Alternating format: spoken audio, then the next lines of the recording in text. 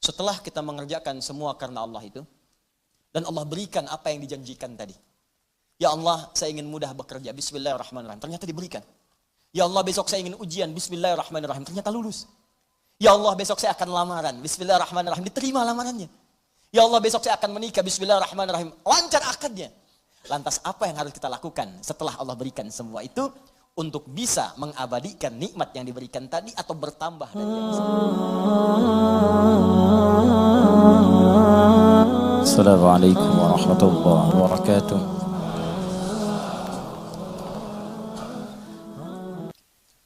Alhamdulillahi rabbil alamin ala kulli ni'amihil mubin.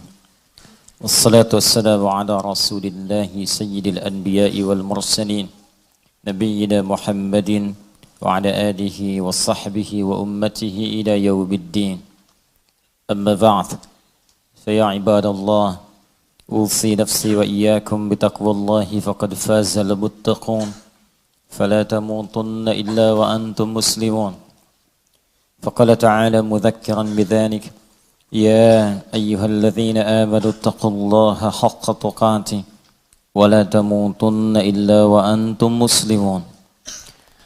Alhamdulillah, saudara-saudariku, kita kembali dipertemukan oleh Allah Subhanahu wa taala untuk mendalami sebagian dari tuntunan syariat dinul Islam. Semoga Allah meridhai apa yang telah kita ikhtiarkan sampai dengan maghrib ini. Alhamdulillah, kita masih diberikan nikmat iman, Islam, dan beribadah sampai dengan saat ini. Semoga ibadah kita seluruhnya diterima oleh Allah Subhanahu wa taala. Dan seperti biasa kita mendoakan saudara-saudari kita, baik yang dekat ataupun yang jauh dengan kita dan belum beriman sampai detik ini ke hadirat Allah Subhanahu wa taala. Semoga sebelum ia wafat ia mampu bersyahadat dan beriman kepada Allah Subhanahu wa taala serta berkumpul bersama kita di akhirat kelak bersama Rasulullah sallallahu alaihi wasallam insyaallah. Semoga para pelaku maksiat tepat di detik ini diberikan hidayah oleh Allah untuk bertobat, sehingga dengan bertobat itu mudah-mudahan seluruh tubuhnya bisa berubah mengerjakan amal saleh dan dipertanggungjawabkan dengan ringan saat hisab di hadapan Allah Subhanahu wa taala. Mari kita lanjutkan kajian kita di kesempatan ini masih dalam pembahasan surah Al-Fatihah pada ayat yang kedua, Alhamdulillahi Rabbil Alamin.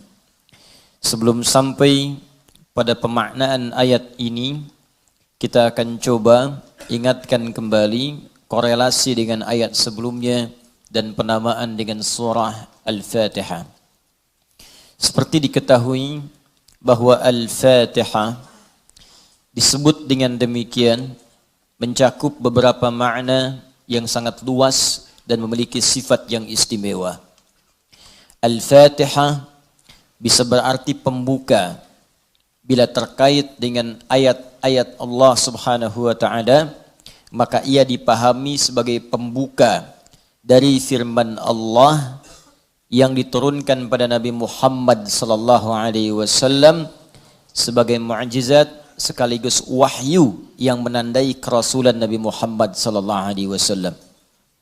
Jika dikaitkan pula dengan mushaf, yaitu susunannya yang kemudian kita bacakan sampai saat ini, tertulis di antara dua jilid berisi firman Allah Subhanahu wa taala saat dibacakan, maka Al-Fatihah disebut demikian karena ia membuka surah pertama dalam mushaf, dimulai dengan surah ini, dibuka dengan untayan-untayan di ayat ini, dan hingga diakhiri sampai dengan ke surah An-Nas. Namun demikian, Al-Fatihah alnya juga memiliki makna istighraq, sesuatu yang luas jangkauannya, menyeluruh sifat keistimewaannya. Disebut demikian seakan memberikan kesan dan pesan kepada kita bahwa al di sini menunjukkan sesuatu yang luas terkait dengan semua jenis kebaikan. Fatihah artinya pembuka, taknya sifat. Jadi kalau ingin dibukakan sifat-sifat kebaikan kepada kita di semua aspek kehidupan, baik dalam fisik kita yang sehat, baik dalam rizki kita, baik dalam kemuliaan hidup kita, baik dalam segala aktivitas yang kita lalui dari ujung kepala sampai ujung kaki, maka pelajarilah seluruh isi Al-Fatihah ini. Maka Anda akan mendapatkan bimbingan dan mendapatkan kemuliaan dari Allah Subhanahu wa taala yang akan membuka semua sifat-sifat kebaikan dalam hidup kita. Karena itulah surah Al-Fatihah juga disebut dengan surah Asy-Syafi yang memberikan nilai-nilai kemuliaan, kebaikan, pembuka pintu kesehatan bagi orang-orang yang diuji dengan penyakit. Asy-Syafi, Al-Kafi, sesuatu yang dicukupkan dengannya, yang menjangkau semua hal kebutuhan yang kita perlukan dalam kehidupan di dunia. Jadi kalau kita amalkan isinya, semua hal yang baik-baik dalam kehidupan kita di dunia sampai ke akhirat akan dibukakan oleh Allah Subhanahu wa taala. Apa yang Anda butuhkan? Apa yang Anda perlukan? Apakah kemudahan dalam beraktivitas? Apakah kemudahan dalam rizki? Amalkan isinya, maka kita akan dimudahkan dan diistimewakan oleh Allah Subhanahu wa taala. Demikian dengan nama-nama yang lainnya sampai diberikan nama 14 kurang lebih untuk menunjukkan luasnya jangkauan kemuliaan dan sifat-sifat kebaikan yang dimiliki oleh surah ini. Lalu pertanyaannya, bagaimana kemudian mendapatkan hal yang dimaksudkan tadi? Kalau sakit, cepat sembuhnya. Orang dulu dibacakan sekali Al-Fatihah, dengan izin Allah langsung sembuh. Kalau kita ada kesulitan rezeki, cepat didatangkannya. Orang dulu kemudian mengamalkan surah Al-Fatihah, maka bahkan ada orang yang belum minta, sudah langsung disediakan oleh Allah Subhanahu wa taala. Demikian dengan aspek-aspek yang lainnya.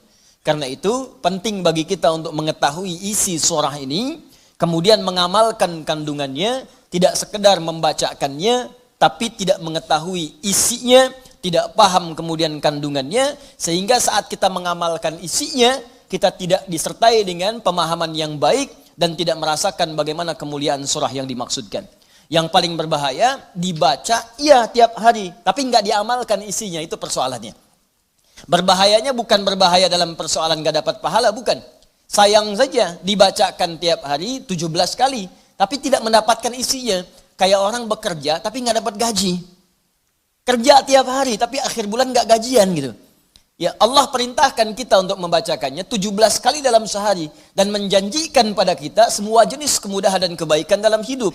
Kita bacakan cuman nggak dapat, itu masalahnya. Nah, persoalannya kenapa orang tidak mendapatinya? Boleh jadi bukan karena tidak membacanya, tapi cara membacanya itulah yang tidak sesuai dengan yang diinginkan oleh Al-Quran dan isi surah itu sendiri.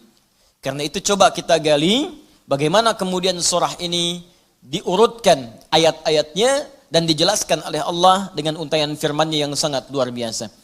Baik, di pertemuan yang lalu kita telah mulai dengan ayat yang pertama. Begini cara memahaminya. Al-Fatihah. Kalau kita ingin memulai bacaan Al-Quran, maka mulai dengan surah ini. Itu yang khusus. Al-Fatihah. Jika kita ingin mendapatkan semua jenis kebaikan dalam hidup dunia akhirat, maka mulai pahami ayat-ayat berikut ini. Cara memahaminya, 1. Bismillahirrahmanirrahim. Baik, Bismillahirrahmanirrahim. Amalkan bagian ayat yang pertama yang memiliki 5 makna dalam kalimat atau ayat yang telah disebutkan tadi. Huruf ba, kedua ismun, ketiga Allah, keempat ar-Rahman, kelima ar-Rahim. Ba yang memiliki 14 makna. Di antaranya di ayat ini ada makna yang terkait dengan ghayah, tujuan.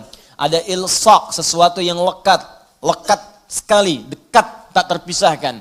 Kemudian musahabah, yang mengawasi kemanapun kita beraktivitas. Kemudian ada istighraq, sesuatu yang luas, menyeluruh, ya, tanpa kecuali. Lalu kita mengatakan bismillah, baknya kita sebutkan, ini artinya jadikan semua aktivitas kita tanpa kecuali, istighraq. Dari bangun tidur sampai tidur lagi, lakukan ghayah semua lillah karena Allah Subhanahu wa taala. Jadi kalau ingin dibukakan pintu kebaikan oleh Allah, Al-Fatihah, ingin semua dibuka baik, seluruh aktivitas kita, maka niatkan semua yang baik-baik karena Allah. Itu kunci pertamanya. Bangun tidur, niatkan karena Allah. Di begitu Anda bangun, niatkan semua aktivitas karena Allah Subhanahu wa taala. Karena itu saat kita bangun tidur, semua ditujukan karena Allah. Alhamdulillahilladzi ahyana ba'dama amatana wa ilaihin nusyur. Jadi kalimat pertama dengan akhir itu karena Allah. Alhamdulillah, terima kasih ya Allah, saya diberikan kesempatan hidup lagi saat ini. Padahal engkau bisa wafatkan aku dalam tidur tadi. Dengan izinmu, ya, sesuai dengan ajal darimu, aku diberikan semua kesempatan untuk hidup lagi. Alhamdulillah, semua pujian aku berikan kepadamu. Lillah. Di ujungnya, wa ilaihin nusyur. Maka sekarang aku akan beraktivitas mencari bekal sebagai persiapan pulang kepadamu. Wa ilaihi, untuk Allah subhanahu wa ta'ala. Makanya kalau Anda mengucapkan doa ini saat bangun tidur, kita sudah berjanji. Semua aktivitas di hari itu kita akan tujukan karena Allah saja. Mencari bekal, bukan karena yang lain. Jadi kalau Anda ucapkan doa tadi, berarti nanti makannya karena Allah, minumnya karena Allah, bekerjanya karena Allah, salatnya karena Allah, infaknya karena Allah, merawat anak karena Allah, semua karena Allah. Ghaya. Awas, hati-hati ya, hati-hati. Maka dampaknya orang yang semua aktivitasnya dilakukan karena Allah Subhanahu wa taala, maka fungsi ba yang ketiga. Satu tadi ghaya, kedua istighraq, yang ketiga ilsaq dan musahabah. Lekat dan diawasi oleh Allah.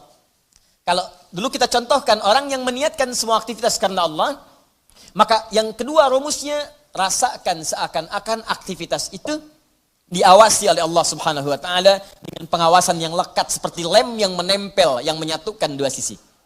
Ya, mau minum, rasakan diawasi oleh Allah. Bismillah, minum, lakukan karena Allah. Maka mohon maaf, ketika minum Anda dikerjakan karena Allah dan merasa diawasi oleh Allah, ini kuncinya. Awas, ini kuncinya. Karena ada orang yang melakukan sesuatu karena Allah, tapi nggak merasa dilihat. Nggak merasa diawasi. Ini saya tanya pada Anda, maaf ya, tadi saat sholat itu, sholatnya karena Allah bukan? Jawab aja, karena Allah bukan? Karena Allah. Baik, kalau sesuatu dikerjakan karena Allah, maka rumus keduanya, rasakan Allah mengawasi kita. Pertanyaan saya yang kedua, saat Anda sholat tadi, saya sholat, kita sholat, merasa nggak diawasi Allah? Merasa nggak dilihat Allah? Karena beda antara orang yang merasa diawasi dengan yang hanya mengerjakan saja, itu lain. Akan beda, silahkan Anda bekerja, merasa diawasi, Anda akan serius dalam pekerjaan Anda. Mahasiswa yang sedang ujian, merasa diawasi, itu akan fokus kepada soal. Susah, mau noleh kanan, khawatir, ada CCTV. Mau noleh kiri juga khawatir, karena terawasi, dia akan fokus. Makanya orang sholat itu kalau benar-benar sholatnya merasa diawasi, dia fokus, gak akan nengok kanan kiri. Gak ada istilahnya ketika takbir, Allahu Akbar. Tangannya gak sedekap nih. Tahiyatnya kok gerak-gerak ya. Atau bahkan saat sholat mikirkan yang lain. Allahu Akbar. Tender ya Allah, tender. Allahu Akbar, WhatsApp belum dibalas. Allahu Akbar, status belum diupdate. Jadi kalau kita benar-benar merasakan diawasi Allah, bahkan kita pun akan belajar bagaimana cara membacakan bacaan dalam sholat supaya benar. Karena malu gitu. Malu baca Al-Fatihah, bacaan belum bagus. Dan merasa didengar Allah, kan malu. Anda bicara di depan saya, bicaranya nggak jelas, Anda sendiri sudah nggak enak. Ustadz Adi, saya mau bertanya, silahkan. Kan kalau kedengaran nggak jelas pun, saya dengarnya pun nggak paham, Anda nyampaikan pun nggak enak. Sekarang Anda sholat setiap hari, 5 waktu menghadap Allah, belum tambahan sholat sunnah. Dan Anda sadar bacaan Anda belum bagus. Tapi anehnya merasakan didengar oleh Allah dan diawasi. Apa nggak malu gitu? Coba deh satu kali rasakan hal yang demikian. Jadi kalau kita memang merasa, itu dampaknya lain ke dalam ibadah kita. Nanti rumus terapannya, aktivitas harian kita. Ini memang minum ini pekerjaan sederhana. Tiap hari kita minum. Cuman ada beda ketika minum kita itu merasa dilihat Allah. Maka saya katakan di pertemuan lalu, mustahil Anda akan menyentuh minuman yang tidak disukai oleh Allah. Mustahil. Jangankan menyentuh yang dilarang Allah, mau minum pakai tangan kiri pun rasanya nggak enak. Pasti Anda akan pindahkan itu kepada yang lebih baik. Paham sampai sini ya? Ya sama dengan proses begini, mencari nafkah, bekerja, dari di jalan, dari baca, berpakaian. Kalau semua dikerjakan karena Allah, demi Allah saya katakan, mustahil dalam pekerjaan bisa mudah menyentuh yang diharamkan oleh Allah. Gak mungkin. Gak mungkin mau terima proyek yang haram, itu mustahil. Mustahil ikutan tender yang haram, mustahil. Mustahil menjerumuskan diri pada yang tidak disukai oleh Allah. Karena merasa dilihat Allah. Dan merasa diawasi, jadi mustahil. Dusta itu mustahil. Bohong itu mustahil, korupsi mustahil, nyogok nggak mungkin. Bukan karena perkara takut orang lihat, karena Allah mengawasi kita. Makanya dulu sahabat tuh ketika diajarkan seperti itu, bahkan anak-anak kecil, jangankan yang tinggal di kota, di ujung yang paling dalam di padang Sahara, yang sulit ada orang setiap waktu, yang kalau lewat cuman kambing gurun dengan unta, Anda bayangkan. Lewat kambing gurun unta, kambing gurun unta, kambing gurun unta. Tapi perhatikan bagaimana mereka mengamalkan huruf ba dalam Bismillahirrahmanirrahim. Diuji oleh sahabat Umar bin Al-Khattab radhiyallahu ta'ala anhu. Lewat padang pasir, kelihatan anak muda sedang menggembala. Saat menggembala itu, menggembala kambing, ditanya oleh Umar, diuji. Kata Umar, saya mau beli sebagian dari kambingmu itu. Kata orang ini bukan punya saya, punya tuan saya. Punya tuan saya. Kata Umar, tuanmu kan gak ada di sini. Ini padang pasir yang luas. Orang yang gak ada, beli aja, bilang dimakan serigala. Apa kata penggembala ini? Lalu di mana Allah? Idzan fa'ain Allah.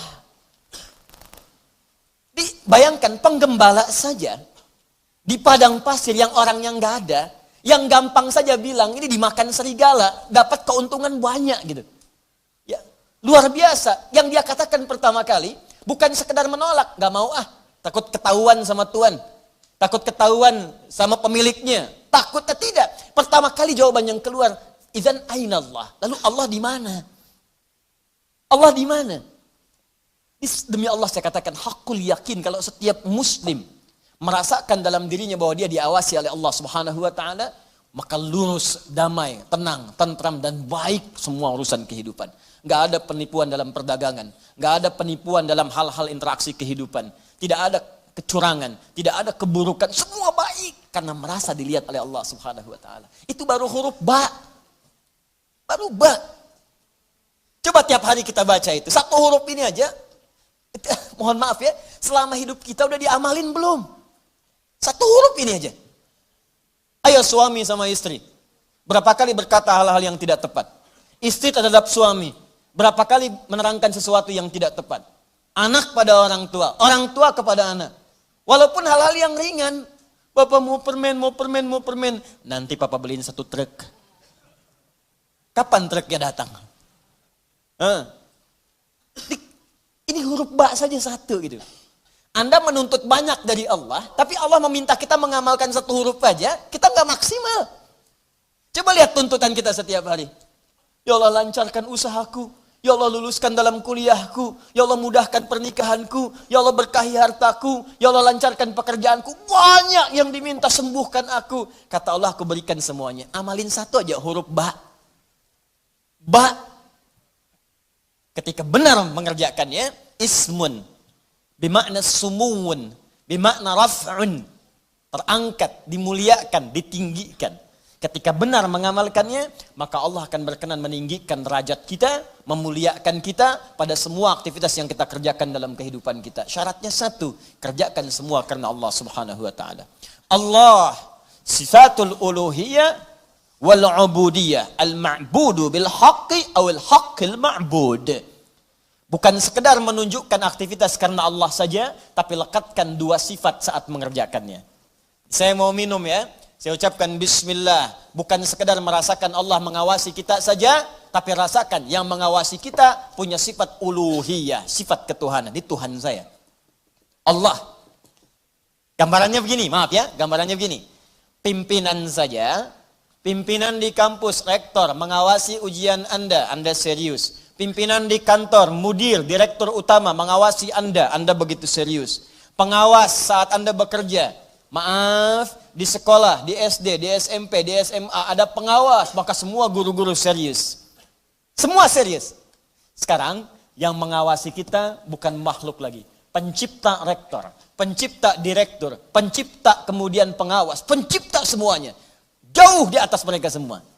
Maka orang-orang yang merasakan langsung Allah, Tuhan yang mengawasi saya, maka setidaknya keseriusan itu lebih bertambah daripada sebelumnya. Itu poinnya.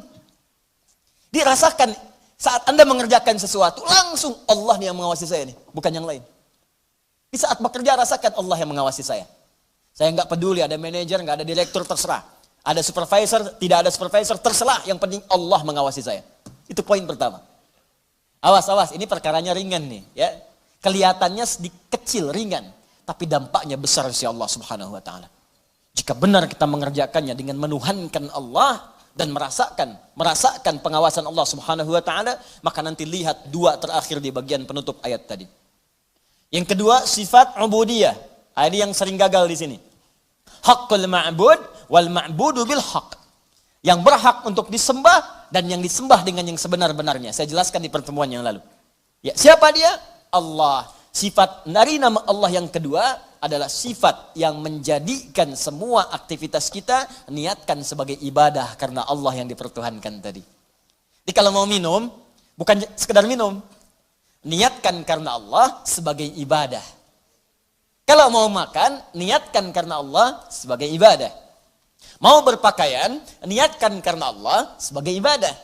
Makanya orang-orang yang berpakaian yang niatnya ibadah, gak akan cari pakaian yang ngebuka aurat. Katanya karena Allah, tapi pakaiannya aurat terbuka. Coba akhwat deh yang di bawah. Bu, ya. Coba deh ibu lihat. Bismillahirrahmanirrahim. Pakainya memang bismillah, tapi rambutnya tersingkap. Jilbabnya nggak dikenakan gitu. Lalu di mana Allah pada saat mengucapkan bismillah itu? Kok bisa ke masjid pakai mukena ditutup, keluar dari situ pakai rok lagi? Ustadz lihat, tidak. Cuman ya gimana gitu. Ya. Kebayang nggak? Pernah menemukan yang seperti itu? Tuh. Ya kok bisa gitu kan? Di luar pakai rok, begitu masuk masjid kemudian ditutup semuanya. Kenapa Pak? Ibu kenapa ditutup? Mau sholat Pak. Terus kalau sholat ditutup, iya. Kenapa? Kan menghadap Allah. Lalu Allah itu cuma ada di masjid. Allah cuma ada di musola. Idzan fa'in Allah. Sholat itu kan melatih kita untuk merasa dekat dengan Allah. Makanya disebut sholat. Coba lihat sini. Fokus. Kelihatan nggak? Enggak. Nih, sholat. As-salah. Begini. Lihat baik-baik ya. Fokus. Dikit saya terangkan agak panjang. Ini asal katanya. Kalau kita gali ke dasar-dasar yang paling awalnya. Ini nanti dari kata silatun. As-silah. Kata kerjanya dari wasala yasilu silatan. Wasalatan. Sesuatu yang tersambung erat. Sulit dipisahkan. Silah. Sesuatu yang tersambung erat. Sulit dipisahkan. Pernah dengar kata ini? Silaturahim. Ya, kami kumpul-kumpul saat ini untuk mengeratkan silaturahim. Silah itu sudah erat. Ya, silaturahim hubungan kasih sayang yang erat. Saking eratnya, jangankan saat kumpul, saat bubar pun masih tersambung hubungan itu. Di mana cirinya? Maaf, kesuksesan silaturahim itu bukan saat kumpul saling sapa, bukan. Kalau kumpul menyapa, wajar orangnya ada. Kalau kumpul tertawa, wajar orangnya pun ada. Silaturahim itu kalau ingin dilihat suksesnya saat pulang, apakah dia masih mendoakan Anda? Apakah masih mengingatkan Anda dalam kebaikan? Akhi besok taklim ya. Akhi malam tahajud ya. Kemudian Anda doakan tanpa sepengetahuan dia. Ya Allah sayangi sahabat saya. Ya Allah kekalkan hubungan kami sampai dengan ke surga. Ya Allah jaga keluarga dia dalam kebaikan. Ya Allah sehatkan semua anggota keluarganya. Ya Allah jadikan kami bersaudara keluarga kami dengan keluarga dia. Itulah silaturahim. Silah hubungan yang erat, yang tak terputuskan dan tidak tersekat oleh tempat dan keadaan serta waktu. Itu silah. Nah kalau kita ingin menjadikan latihan supaya kita terhubung dengan Allah, kapanpun, dimanapun tanpa disekat oleh tempat dan waktu, maka latihannya untuk mendekat kepada Allah disebut dengan sholat namanya. Di sholat ini cara kita terhubung dengan Allah. Supaya saat terhubung itu bukan cuma di masjid, nggak ada sekat tempat dimanapun tersambung dengan Allah. Dikeluar dari masjid, ingat Allah. Makanya orang yang jalannya keluar dari masjid ingat Allah, maka jalannya pun jalan yang merasa diperhatikan oleh Allah. Nggak akan dia sombong. Dan gak akan pernah tertukar sendal. Betul. Karena dia ingat Allah. Allahumma inni as'aluka min fadlik. Ya Allah, saya memohon semua kemuliaan darimu. Begitu keluar pakai sendal, gak akan tertukar. Bismillahirrahmanirrahim. Bukan punya saya. Mirip. Ya Allah, maaf. Pakai lagi. Jelas ya? Nah, itu namanya. Karena itu orang mengatakan as-salah itu doa. Ad-doa. As-salatu ya doa. Pengertian fikih. Salat itu doa. Karena semua awal sampai akhirnya dalam salat kita baca doa. Tapi kenapa doa disebut salat? Karena saat berdoa kita tersambung dengan Allah subhanahu wa ta'ala. Itu poinnya. Makanya setiap orang berdoa itu nyambung dia dengan Allah. Ya Allah, ya Allah, ya Allah, nyambung. Karena itu di fikih disebut as-salat ya doa. Tapi asal maknanya sesuatu yang terhubung dengan Allah, hubungan yang sangat erat, tak terpisahkan waktu dan tempat. Makanya aneh kalau ada orang sholat ke masjid, dari mulai rok mini, kemudian pakai mukena ditutup, keluar masjid dibuka lagi. Itu artinya nggak nyambung. Nggak nyambung. Nggak nyambung. Sama dengan ikhwan. Ke masjid antum ini, nyembah Allah, fokus, khusyuk. Keluar dari masjid, maksiat lagi. Nggak nyambung. Nggak nyambung. Ada yang salah itu. Jadi aneh kan, menuntut banyak kepada Allah, tapi hak-hak Allah nggak dipenuhi. Dan jangan sekat ibadah itu dalam konteks ritual saja. Bukan sekedar sholat, bukan. Sholat itu latihan. Bukan sekedar baca Al-Quran. Karena ibadah yang baik itu akan meluaskan aura ibadahnya di luar konteks dalam penuraian yang ritual itu. Di selesai ritual, keluar, masih ingat Allah. Coba buka Quran surah keempat, ayat 103. Perhatikan bagaimana Allah menjelaskan keutamaan apa yang dikerjakan setelah salat itu. Tadi yang saya terangkan maknanya. فَإِذَا قَضَيْتُمُ الصَّلَاةَ Maka jika engkau telah selesai mengerjakan salat, فَاذْكُرُوا اللَّهَ Maka salat yang benar itu saat dikerjakan akan mengingatkan engkau dengan Allah. Maka ingatlah Allah. Qiyaman saat berdiri. Jadi kalau orang benar salatnya, selesai salat berdiri yang diingatnya Allah. Wa qu'udan, duduk. Anda ke musola di kantor, balik dari ke musola, balik lagi ke meja. Duduk di kursi, depan komputer, duduk sambil ngetik. Fadhkurullah, ingat Allah. Bukan sekedar subhanallah, subhanallah, subhanallah. Sambil ngerjain proyek, astagfirullah, astagfirullah, astagfirullah. Dicek oleh supervisor, di komputernya astagfirullah semua. Bukan itu. Bukan itu maksudnya. Maksudnya ketika Anda kerjakan itu, Anda ingat Allah, maka nggak ada nol yang bertambah. Tidak ada angka yang berubah, sesuai semuanya. Kenapa? Karena merasa diawasi oleh Allah subhanahu wa ta'ala. Tuh, dua poin itu hadir nggak dalam kehidupan kita? Apakah selama ini berpakaiannya karena Allah? Maka pakaian ini nggak akan dicari dari sesuatu yang haram. Dan pakaian ini akan digunakan pada yang baik-baik. Makanya pakaian yang diperoleh dari harta yang baik, akan keluar perbuatan baik dari itu. Harta benda yang dihasilkan dari proses yang halal, semuanya akan berkah. Coba lihat tuh, saya kan sering katakan, itu sendal Anda berapa kali dipakai ibadah? Berapa kali dipakai untuk ke masjid? Sepeda Anda, motor Anda, mobil Anda. Di rumah ada nggak satu ruangan yang belum pernah dipakai ibadah? Ada nggak?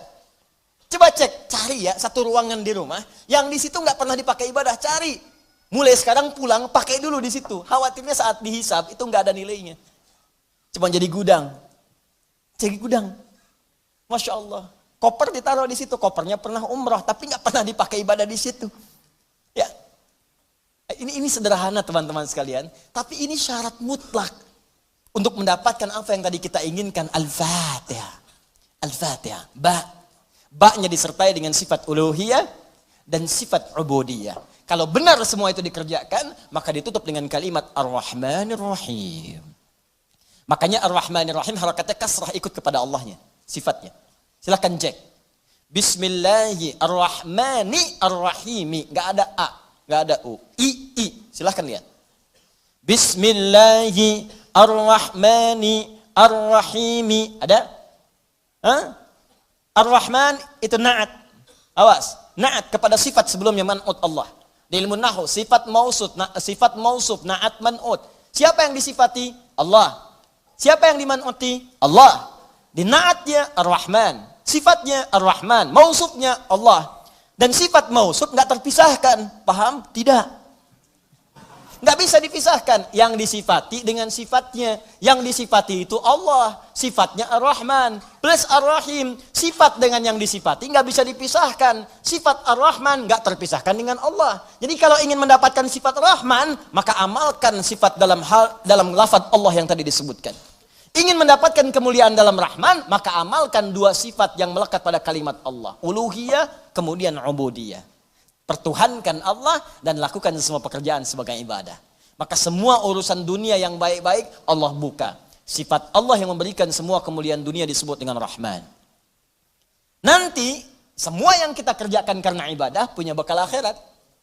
Bismillahirrahmanirrahim. Minum.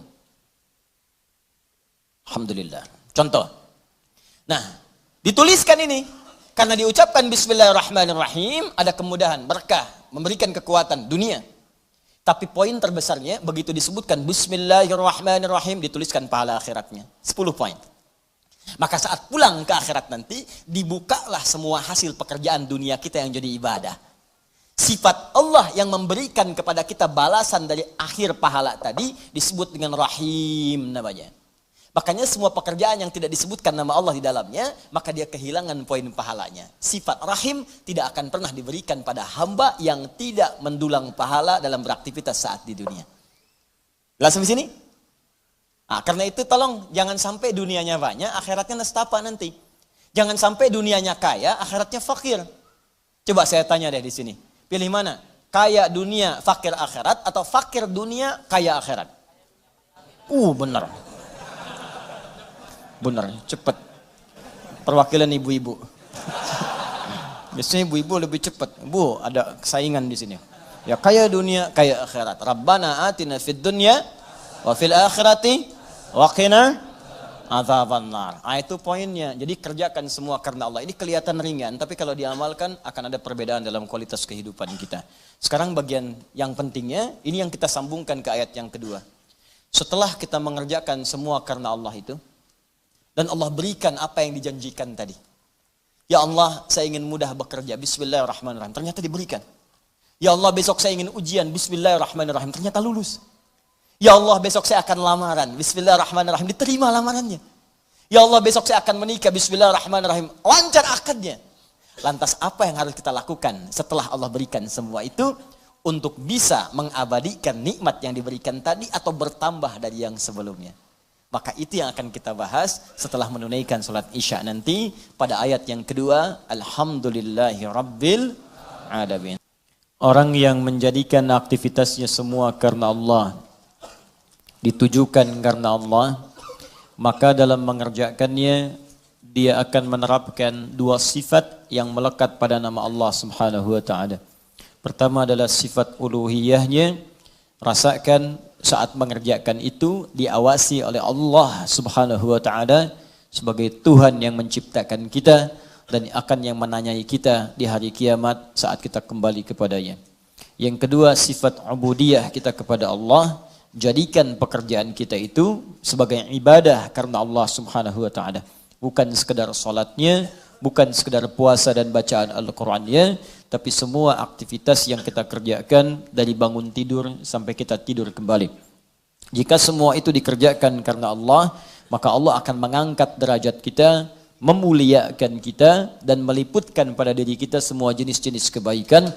Di dunia diturunkan sifatnya disebut dengan Rahman, di akhirat diberikan balasan pahalanya dengan menurunkan sifat yang mulia khusus bagi orang yang beriman, yaitu sifat Rahim. Jika kita telah menerima itu semua, terkhusus dalam kehidupan dunia kita. Tadi saya sampaikan, kita ingin besok ujian lulus, Allah luluskan. Kita ingin pekerjaan lancar, Allah lancarkan. Kita ingin dapat satu proyek berhasil, Allah tetapkan kita berhasil di dalamnya. Maka jika semua itu sudah Allah berikan kepada kita, badan sehat, pandangan awas, pendengaran jelas, kaki melangkah dengan nyaman, tidak ada persoalan pada tubuh kita, rumah juga sudah cukup, kendaraan baik, semua nyaman dalam kehidupan, maka apa yang harus kita lakukan kepada Allah Subhanahu wa taala? Maka turun ayat yang keduanya, melanjutkan bagian yang tadi untuk mengabadikan nikmat atau bahkan menambahkan nikmat yang telah Allah anugerahkan kepada kita. Maka disampaikanlah oleh Allah Subhanahu wa taala, Alhamdulillahi Rabbil Alamin. Alhamdulillahi Rabbil Alamin. Kita baca dulu tafsirnya dalam keterangan Al-Imam Ibnu Katsir rahimahullah dalam kitabnya Tafsirul Qur'anul Azim, supaya kita bisa mendapatkan pandangan dari ulama, nanti saya jelaskan huruf per huruf, kalimat per kalimatnya yang memadukan dengan kitab-kitab yang sebagiannya telah sampaikan kepada Anda semua di pertemuan yang lalu. Halaman 35. Alhamdulillahi Rabbil Alamin. Firman Allah Subhanahu wa taala, Alhamdulillahi Rabbil Alamin. Saya bacakan dulu kitabnya. Al-Qurra'us Sab'ah ala dhammid dal fi qawlihi Alhamdulillah. Semua para pembaca dalam riwayat yang 7. Jadi ada 7 riwayat dikenal dengan bacaan mutawatir. Ya, sab'ah qira'ah al-mutawatirah. Ya, 7 jenis bacaan ini bacaan yang diterima. Ingat ya, diterima oleh seluruh lapisan umat Islam yang tersambung sanadnya. Ya, beritanya, informasinya, pengajarannya ke Rasulullah sallallahu alaihi wasallam diterima dari malaikat Jibril alaihi salam, bersumber dari Allah Subhanahu wa taala. 7 jenis ini dibaca pada bacaan Al-Qur'an, juga dibacakan sah dalam salat. Ya, dibacakan sah dalam salat. Ya, misal kita dalam bacaan Al-Fatihah ada ayat, nanti kita akan baca Maliki Yaumiddin. Ya, Maliki Yaumiddin. Maliki Yaumiddin. Maliki bisa dibaca panjang, 2 harakat mad tabi'i. Maliki Yaumiddin. Ya, boleh dibaca pendek di mimnya, ma-nya. Maliki Yaumiddin. Maliki Yaumiddin. Kan? Misal, Ihdinas siratal mustaqim. Ihdinas siratal mustaqim. Sirat, as-sirat. Ihdinas sirat. Boleh dibaca pakai sad. Ihdinas sirat. Hafaz dari Asim, baca pakai sad. Ihdinas siratal mustaqim. Qunbul, baca pakai sin pada awalnya. Ihdinas sirat. Ihdinas sirat. Ruwais pakai sin. Ihdinas sirat. Tapi lugah Quraisy menggunakan sad. Ihdinas sirat, sirat. Ya? Boleh dibaca ismam, ya, seperti terdengar huruf zai. Ihdinas zirat, ihdinas zirat. Ya. Baik menggunakan sin, sad ataupun ismam terdengar seperti zai, itu sumbernya sah, diajarkan dari Nabi sallallahu alaihi wasallam. Ya, kenapa? Karena ada orang biasa pakai sad. Ada orang yang biasanya pakai sin, ya, kembali ke asal kalimat karena nggak bisa baca sad, bisanya sin. Di setiap disebutkan sad, sin, sad, sin, sad, sin, ya. Wah, ihdinas sirat, dia pakainya sin, ihdinas sirat. Ya, dipaksa-paksa sampai kiamat kurang 2 hari, ya, susah. Menglidahnya begitu. Ya, ada yang kedengaran A, ada yang E, seperti sering saya sampaikan, ini yang paling mudah. Ya, nanti ada imalah kubra, misalnya Hamzah punya 2 murid, Khalad dengan Khalaf. Imalah bacanya pakai e, termasuk Warsh, ya, pakai e. Warsh muridnya dari Imam Nafi' rahimahullah, punya 2 murid, Qalun dengan Warsh. Qalun sekarang dipraktikkan di wilayah Afrika Utara, ya, kayak Libya, Tunisia, ya, Maroko, Aljazair, itu pakai Qalun. Sebagian pakai Warsh, berasal dari Mesir imamnya, ya. Warsh itu nama dari orang yang arti bacanya jelas, ya. Warsh dari warashati qiraati, karena jelasnya bacaannya. Ya, itu ada bagian tertentu yang menggunakan imalah. Jadi kalau kita baca wadduha, contoh wadduha, ini wadduha. Ya, wadduha wal laili idza saja ma wadda'aka rabbuka wa ma qala walal akhiratu khairul laka minal ula. Itu yang kita baca, hafaz dari Asim, ya. Jadi kalau kita baca dengan menggunakan imalah, wadduha wal laili idza saja ma wadda'aka rabbuka wa ma qala walal akhiratu khairul laka minal ula. A jadi e. Ya, A jadi e itu logah. Ya, biasa. Ada riwayatnya mutawatirah sampai Nabi sallallahu alaihi wasallam. Apakah maknanya berubah? Tidak. Karena ada penduduk tertentu di wilayah-wilayah Arab itu yang kalau dibacakan A, dia E bilangnya, lahjah itu. Karena E saja penggunaan kesehariannya, menggunakan E. Ya, kaifa halu, kaifa halik. Ya, ana, ani, anta, ente. Madrasah, madrasah. Ya, mungkin Betawi dari situ belajarnya. Ya. Fudus aneh ente. Itu. Itu dari sana. Sekarang bagian Syria, Palestina sebelah sana, Irak, Mosul sana itu pakai E, imalah banyak. Karena itu riwayatnya menggunakan E. Ya, karena mereka terbiasa dengan itu. Jadi kalau dipaksa-paksa pakai A pun susah. Ya itu biasa normal dalam tipologi kita pun kalau kita kemudian lihat wilayah kita, ya coba teman-teman bisa lihat wilayah di Indonesia dari sisi antropologisnya, dari sisi geologisnya, geografisnya, lihat. Ya, itu akan memengaruhi di mana kita tinggal, maka alam akan membentuk cara kita berbicara. Orang dekat dengan pantai suaranya cenderung keras. Ya cenderung keras karena bersaing dengan ombak. Oh, apa kabar? Baik, gitu kan. Ngobrol cuma 2 meter, kedengar 500 meter sana. Ya. Orang di hutan, ya kadang-kadang kencang juga suaranya. Makanya jangan heran kalau ketemu orang-orang dari pantai datang kemudian ke tempat Anda, itu biasa kencang, nggak apa-apa. Nggak apa-apa, itu memang biasanya, nanti lama-lama dia akan menyesuaikan. Ya beda, di Sunda saja lain. Anda ke Banten, ke Cianjur, Sukabumi, bahasanya beda. Ya, Cirebon dengan Serang itu akan lain. Sundanya akan berbeda. Ya, Mangga, Wilujeng Sumping, Sukabumi, Cianjur. Ya, ketemu ke Banten akan lain lagi. Ya, datang enaon. Misalkan, makanya penjajah itu ke Banten nggak betah dia, baru datang udah pulang. Naon sih akan dia kadek koing. Udah pulang dia, pergi. Nggak akan bertahan.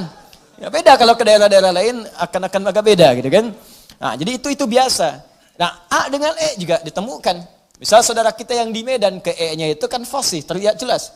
Ya jelas sekali. Sepeda, sepeda. Ya.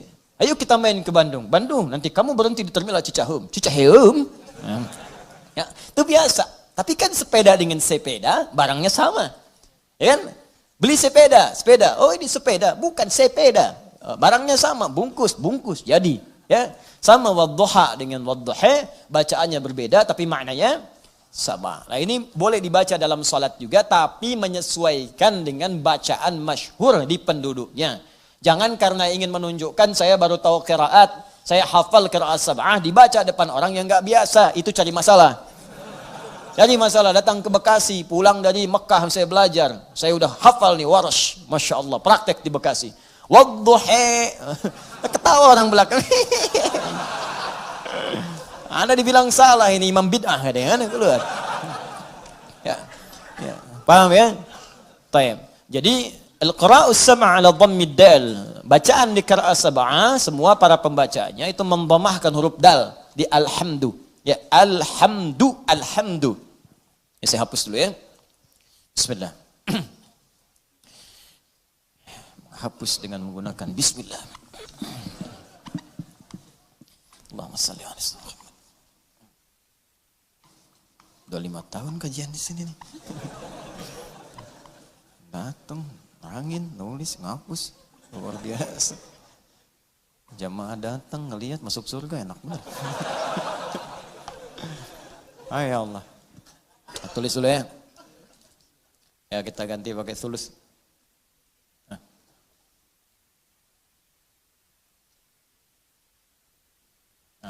Ya. Alhamdulillah. Ini khat thuluth namanya. Ya ada diwani, ada thuluthi, ada naskhi. Ya. Yang terbaru saka namanya. Khat saka hoyong.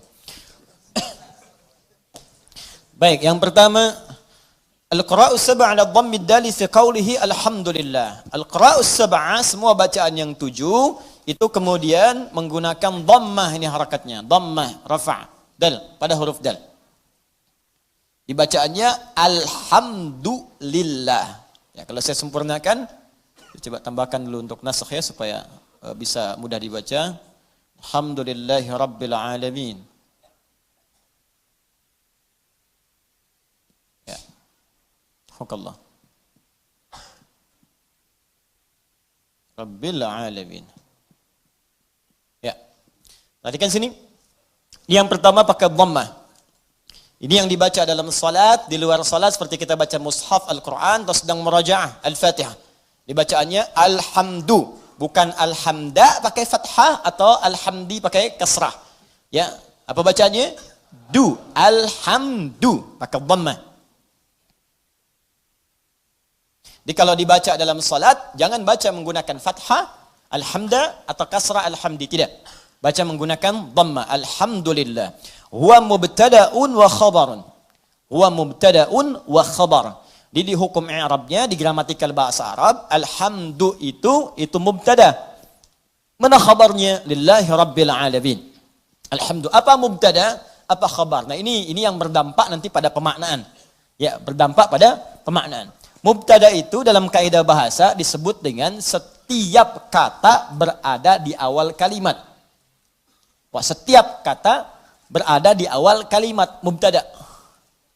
Nah, fokus ya, baik-baik. Setiap kata berada di awal kalimat. Itu baru nahwu. Mubtada'un marfu'un wa alamatu raf'ihi dhammatun zahiratun fi akhirih wa tanwinuhu mahdhufun lidukhulil alifi wal lami alaihi. Ya, alhamdu itu mubtada. Rafa', alamat rafa'nya dhammah, jelas kelihatan di akhirnya. Dhammah itu tidak menggunakan tanwin. Kenapa? Karena ada alif lam di depannya. Kalau enggak ada alif lam maka bacaannya hamdun. Ada masuk alif lam maka dibaca alhamdu. Itu mubtada. Tapi kalau dalam ilmu fiqh lughah, dalam fiqh lughahnya beda antara lughah nanti di nahwu. Nahwu itu standar bahasa gramatikal aja. Nahwu itu untuk menentukan apakah ujungnya a, i atau u dalam bacaan. Itu ilmu nahwu. Jadi kalau kita misalnya mengatakan, saya ingin katakan begini, syaribtul ma'a, maknya pakai a. A. Hadza al-ma'u, pakai u. Pakai u. Ma'a, syaribtul ma'a, pakai a. Hadza al-ma'u. Ya. Nazal al-qalam ila al-ma'i. I. Ma'a, ma'u, ma'i. Kapan dibaca ma'a, kapan dibaca ma'u, kapan dibaca ma'i. Itu nahwu namanya. Jelas ya? Maka nahwu berkaitan dengan harakat akhir. Perubahan-perubahan kata, yang kata kerja, itu saraf nanti. Perubahan kata kerja, saraf. Tapi nanti kalau ingin belajar, apa maknanya, kenapa berubah di sini? Syaribtu dengan ashrabu, apa bedanya? Ya. Kemudian istashrabtu dengan syaribtu, dengan tasharabtu, apa bedanya? Itu ilmu saraf mengajarkan. Tapi kalau ingin paham kedalaman perbedaannya, maka kita mesti belajar ke fiqh lughah. Nah, kenapa disebut mubtada? Apa kaitan dengan fiqh lughahnya? Perhatikan. Mubtada itu segala yang terletak di awal. Segala yang terletak di awal. Segala yang terletak di awal sifatnya kalau dalam bahasa itu umumnya disegerakan. Awal. Awal disegerakan. Ingat, setiap yang terletak di awal, bukankah semua yang di awal itu segera sifatnya? Ayo lihat, semua yang ada di sab pertama yang awal-awal bukankah segera yang datang ke sini? Orang yang datang jam 5 tempatnya di awal. Datang jam 6, jam 7 tempatnya agak ke belakang. Kenapa dia bisa di awal? Karena datang dengan segera. Paham? Nah, maka perhatikan baik-baik. Ketika ini hukumnya menggunakan rafa'. Rafa' itu diangkat. Dhammah itu harakat banyak. Banyak itu diangkat. Ya, lihat sini. Supaya nggak bingung. Ini mubtada, saya tulis dulu. Yuk kita praktek ilmu bahasanya. Ini dhammah. Dhammah itu yang harakat u. Jelas? Nanti ada maknanya, nanti saya jelaskan. Kemudian sifatnya rafa' di atas, rafa'. Wa alamat raf'ihi dhammatun zahirah, rafa'. Mubtada sesuatu yang di awal. Sifatnya segera. Dhammah sesuatu yang terkumpul, banyak. Terkumpul. Ini saya bicara fikih bahasa ya, bukan bicara masalah hukum tajwid. Awas, bukan bicara nahwu, bicara fikih bahasa. Kalau bicara nahwu selesai dengan harakat u, dhamma, a, fathah, i, kasrah, khafad, nasab, kemudian rafa, selesai. Tapi kalau kita mau bicara lebih dalam, kenapa disebut dhammah? Dhammah kenapa disebut dhammah, harakatnya u? Dari ilmu bahasa karena saat dibacakan in dhamma, mengumpul di mulut kita itu suara u, kumpul. Fathah disebut fathah terbuka karena lisan kita terbuka saat mengucapkannya. A. Ya, kasrah disebut kasrah karena harakatnya pecah di lisan kita sehingga keluar kecil. I. Ya, i turun ke bawah disebut khafad. I. Itu bacaannya. Tapi di fikih lughah beda maknanya. Beda. Sesuatu kalau menggunakan dhammah, in dhamma menunjukkan sesuatu yang banyak. Jadi, kalau ada harakat misalnya masuk menggunakan dhamma, harakatnya dalam satu huruf, itu di fikih bahasa makna pertamanya sesuatu yang mengandung hukum banyak. In dhamma yang dhammu. Sesuatu yang banyak terkumpul. Dah, tahan. Paham sampai sini? Kalau terletak di awal mubtada, di awal kalimat, alhamdu terletak di awal. Nggak ada kalimat sebelumnya. Ayat kedua turun, alhamdulillahi rabbil alamin. Alhamdu, kalimat pertamanya, mubtada. Terletak di awal, menunjukkan sesuatu yang sifatnya segera. Jelas? Rafa, sesuatu yang tinggi. Tinggi di atas. Karena dhammah itu nggak pernah letaknya di bawah. Selalu di atas. Ya, sesuatu yang tinggi di atas. Wah, saya cek dulu. Dhammah bunyinya apa? Fathah bunyinya apa? Kasrah bunyinya apa? I. Jelas ya? Nah, tinggal praktekkan, itu baru belajar bahasa. Anda mabit di sini, jam 2 mau perbaiki wudhu, begitu keluar di pohon samping, di pohon mangga tuh dekat alisan mat, ya, ada suara hi. Tunjuk kasrah. Emang saya takut kasrah ya. Dia berubah. Bilang fathah. Terakhir, dhammah, bis itu lari.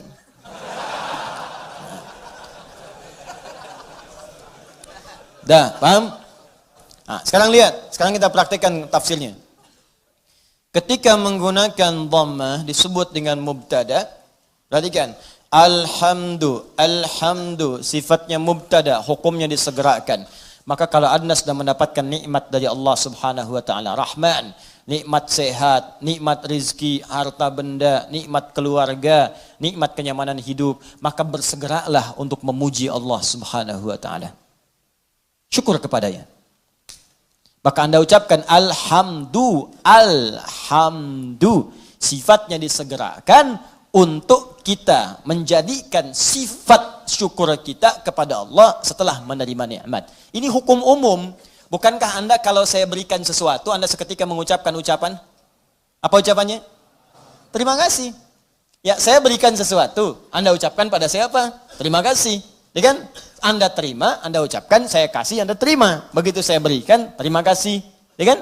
Terima kasih Ustaz. Sekarang Allah berikan pada kita. Allah berikan pada saya, Allah berikan pada Anda, Allah berikan pada kita. Nikmat, kebutuhan, rizki, segalanya. Setelah kita menerima itu, apa yang harus kita lakukan? Maka Allah ajarkan kepada kita. Alhamdulillah. Cepat, segera. Jangan tunda, jangan diakhirkan. Begitu terima, syukur pada Allah. Alhamdulillah. Alhamdulillah. Jelas sampai sini? Makanya kalimat alhamdulillah ini, itu dalam bacaan tafsir bisa dibaca dengan A. Bisa dibaca dengan A. Untuk menegaskan. Dari mana taunya Ustaz? Teruskan bacaannya. Waruya an Sufyan ibn Uyainah wa Ru'bah ibn al-Ajjaj annahuma qala alhamdulillahi bin nasbi wa huwa ala idmari fi'lin. Sufyan ibn Uyainah, kemudian juga Ru'bah bin al-Ajjaj, keduanya ahli tentunya dalam bidang qiraat. Ya, keduanya menyampaikan riwayat bacaan dengan fathah. Tapi riwayat ini untuk tafsir. Ingat, bukan untuk bacaan dalam salat. Boleh dibaca dengan fathah, tapi bukan dalam salat. Ingat, dalam tafsir untuk menegaskan perintah segera bersyukur kepada Allah ketika menerima nikmat. Kenapa dibaca alhamdulillah? Untuk menunjukkan kalimat perintah sebelumnya yang ditiadakan untuk memudahkan bacaan kita. Asal kalimatnya kalau kita turunkan, qulu, perintah dari Allahnya. Qulu. Katakan oleh kalian semua, alhamdulillah, alhamdulillah. Cuman kalimat ini yang nggak muncul. Ya, Allah tidak menurunkan kalimat ini karena sudah dipahami oleh orang Arab. Orang Arab paham.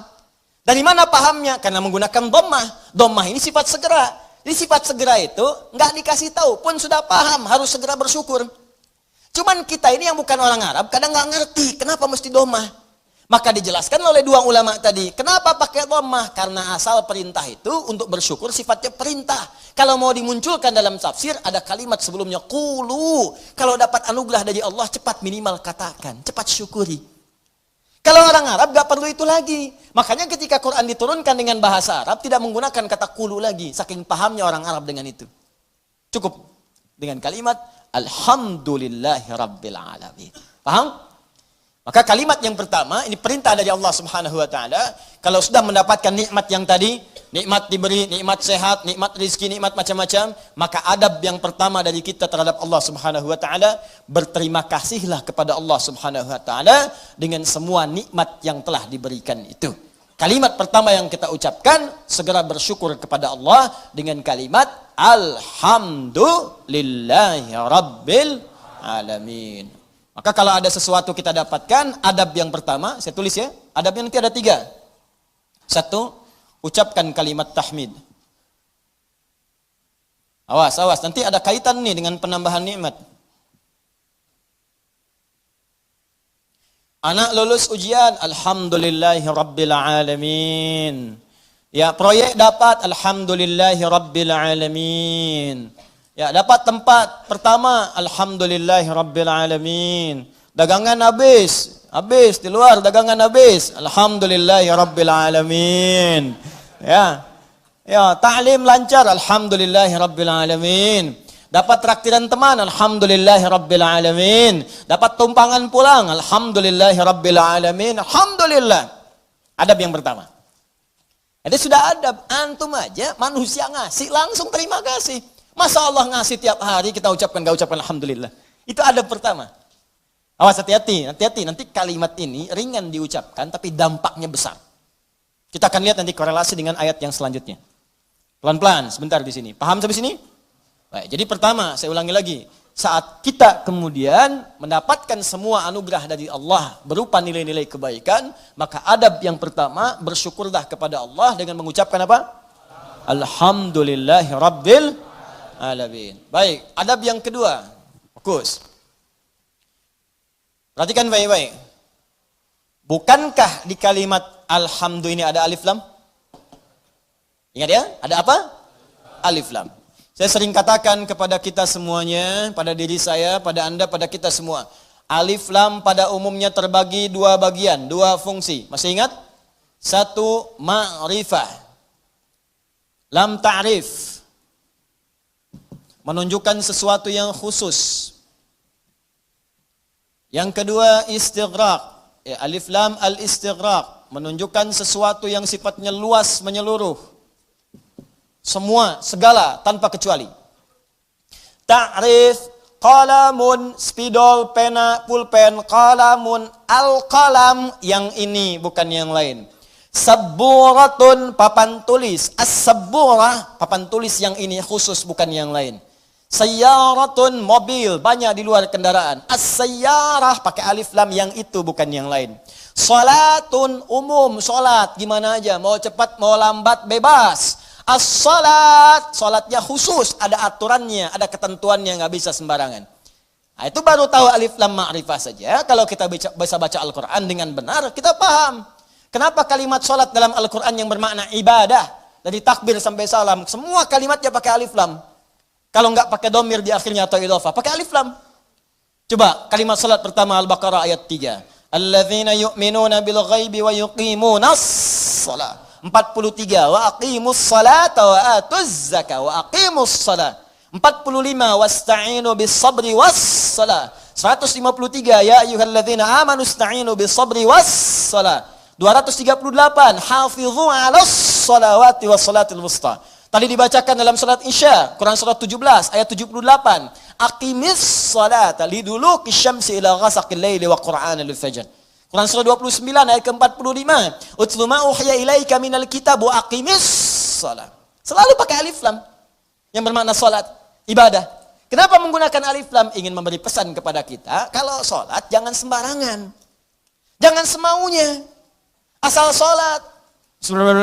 Amin. Masya Allah, zuhur 2 menit. Bayangin. Paling nampak saat tarawih lah. Yang 11 rakaat 1 jam. Yang 23, ada yang 7 menit. Kok cepet amat sih? Amat aja gak cepet-cepet. Lancar tiap tahun diulang-ulang, masa belum lancar juga? Lancar sih iya, tapi kan Nabi juga gak begitu, John. Ada aturannya, ada tumakninahnya, kan? Ada ketenangannya. Kamu gak tumaninah? Wah, tumaninah sedang sholat sendiri tuh, paling belakang perempuan. Bukan itu. Tenang, bacaan nyaman, fasihnya, kan ada harakatnya, ada tajwidnya, ada sifatnya, ada makhrajnya, ada ketenangannya, ada doanya, itu aturan. Pakainya pakai alif lam, ya itu ma'rifah. Istighraq menunjuk pada yang luas tanpa ada kecualinya, semua dicakup. Yang semua yang terdapat, tidak ada satu pun tersisa untuk yang lain. Semua tercakup. Nah, dua-duanya ini kita bisa terapkan dalam hukum kalimat alhamdu. Yang pertama, alhamdu. Kalau Anda ingin mengucapkan terima kasih, syukur kepada Allah Subhanahu wa taala, maka khususkan semua syukur itu hanya milik Allah saja. Jangan mengambil bagian darinya. Ini kalau sudah merasakan semua karena Allah, ini kan yang ngasih Anda selamat Allah. Yang ngasih anak Anda lulus bisa hafal Quran itu Allah. Yang bisa menjadikan Anda sukses dalam pekerjaan Allah. Kalau nggak berkehendak nggak bisa. Anda kerja sampai bertahun-tahun, sampai banting tulang, banting kepala, banting kaki, banting apapun. Semua dibanting. Kalau Allah nggak berkehendak nggak akan jadi. Dan kita sadar karena Allah. Maka dari itu ketika kita mendapatkan adab pertamanya, bersyukur terima kasih pada Allah. Khususkan pada Allah. Jangan ngambil bagian dari situ. Karena kita meyakini apa yang kita dapatkan semua sumbernya dari Allah. Paham? Nah, makanya jangan melibatkan diri kita. Ini adab keduanya. Jangan melibatkan diri kita saat kita ingin bersyukur dan mengucapkan terima kasih kepada Allah atas nikmat yang diterima. Contoh, Bu, ya. Ya karena ibu kan gak langsung di sini, ibu ada di bawah. Dan bisa teman-teman yang bergabung, ini kami khusus ruang atas untuk ikhwan, laki-laki. Ya, jangan ada yang pakai cadar di sini, ingat. Awas, begitu dibuka kumisan, tidak. Ini untuk ikhwan. Ya, bawah akhwat, ada bagian khusus. Coba deh ibu atau antum ikhwan ya, sering kemudian mengantar anak, ujiannya bagus, hafal Al-Quran, bagus. Pernah sering ada yang berucap begini, Masya Allah ukhti, luar biasa ya anaknya bisa hafal Quran. Ya Allah akhi, Masya Allah luar biasa, nilai antum sempurna. Akhi Masya Allah pekerjaan antum luar biasa bagus, beda dengan yang lain-lain sebelumnya. Pernah ada orang kadang memuji seperti itu? Nah saat muncul kalimat itu sadari, ini titipan dari Allah. Barangkali ada yang belum kita syukuri. Kita belum sempat terima kasih nih sama Allah nih. Atau diuji, sadar nggak bahwa itu tuh pemberian Allah. Kalau Allah berkehendak bukan anak kita yang hafal, anak orang lain. Cuma dititipkan pada anak kita untuk menguji apakah kita ini mampu nggak bersyukur kepada Allah. Mampu nggak menyerahkan urusan kita kepada Allah. Sadar nggak bahwa Allah yang kasih. Makanya orang tua yang baik ketika mendapati anaknya hafal Al-Quran misal, juara pertama di sekolahnya. Dipuji oleh orang lain, gurunya bahkan mengatakan, ibu Masya Allah anaknya luar biasa, pintar, cepat pahamnya. Alhamdulillahirrabbilalamin. Ini semua karena Allah Subhanahu Wa Ta'ala. Adab pertama. Tapi kalau sudah mengucapkan itu, hukum alif lam ma'rifah berlaku. Khususkan hanya pada Allah, kita jangan ngambil bagian dari situ. Kalau ngambil bagiannya, maka berkurang sifat pujiannya. Ibu Masya Allah anaknya luar biasa bu, cepat pahamnya. Hafalan Qurannya sempurna. Yang lain 2 tahun, dia 2 bulan dah hafal. Masya Allah. Alhamdulillahirrabbilalamin. Semua karena Allah Subhanahu Wa Ta'ala. Ya memang saya juga tiap hari sih ngasih.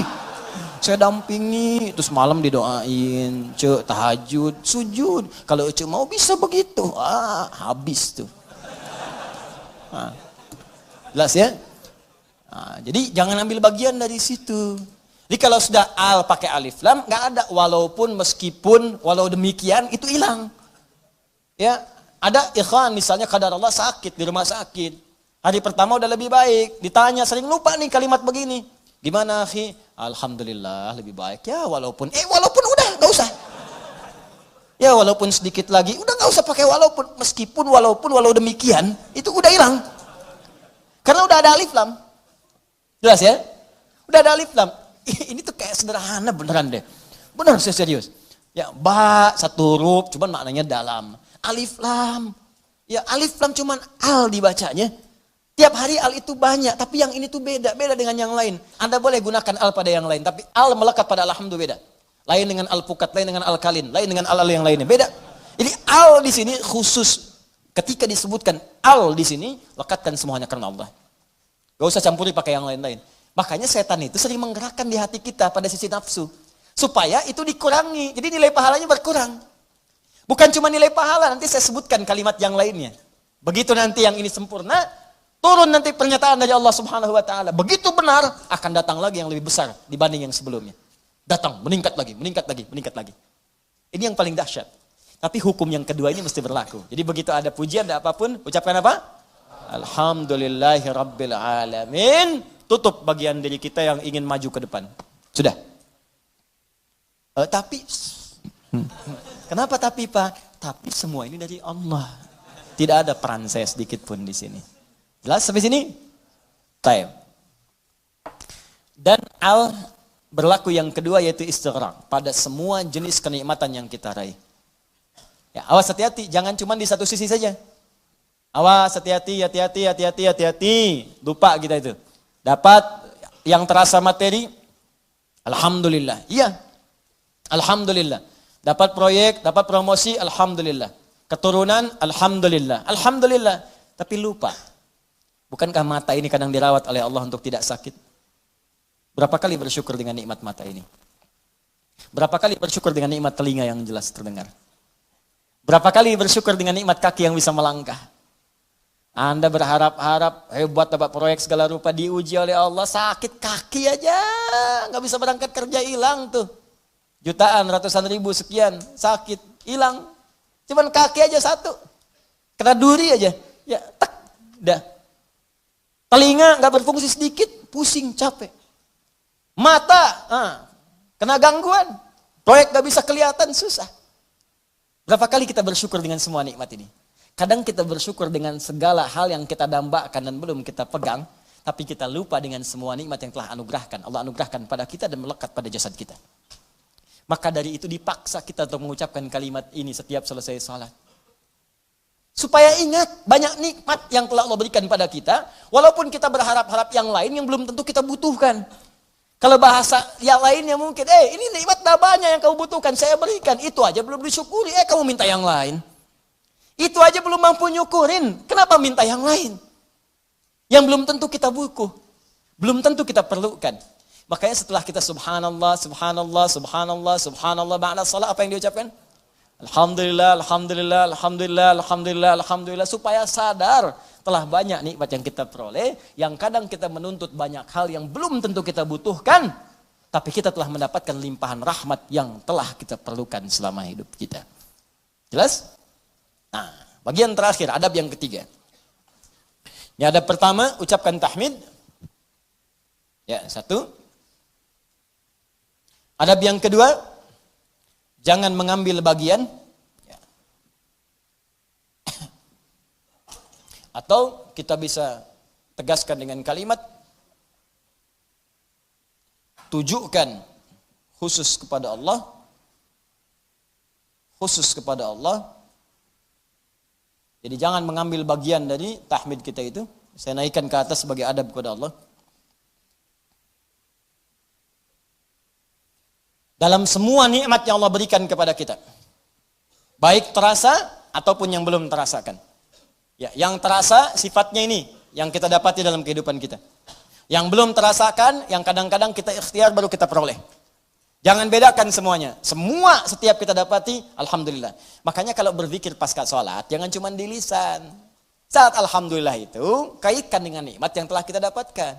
Ini begitu mengucapkan alhamdulillah, alhamdulillah, alhamdulillah. Bayangkan mata sehat, telinga sehat, kaki sehat, hati sehat, pikiran sehat, bening semuanya.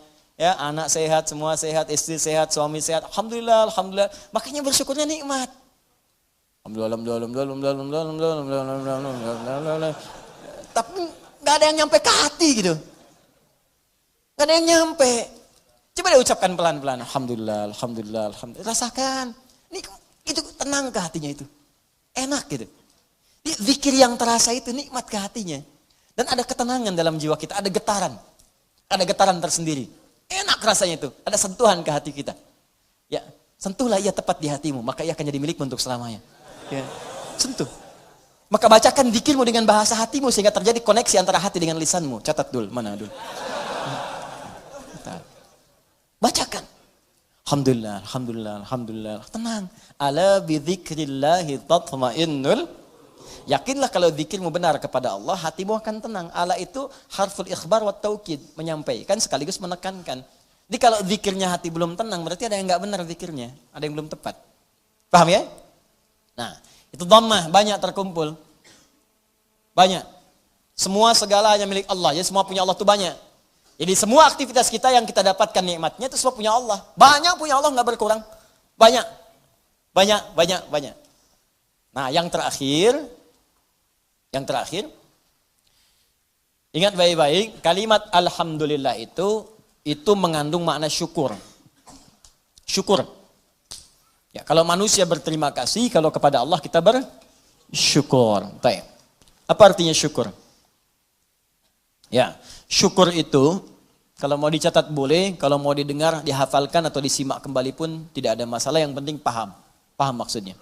Syukur itu ungkapan rasa terima kasih, ungkapan rasa terima kasih dan bahagia, ungkapan rasa terima kasih dan bahagia atas nikmat yang diperoleh, atas nikmat yang diperoleh dengan cara menggunakan nikmat itu,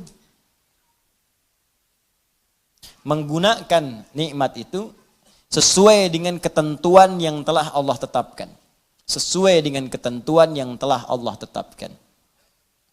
Sesuai dengan ketentuan yang telah Allah tetapkan.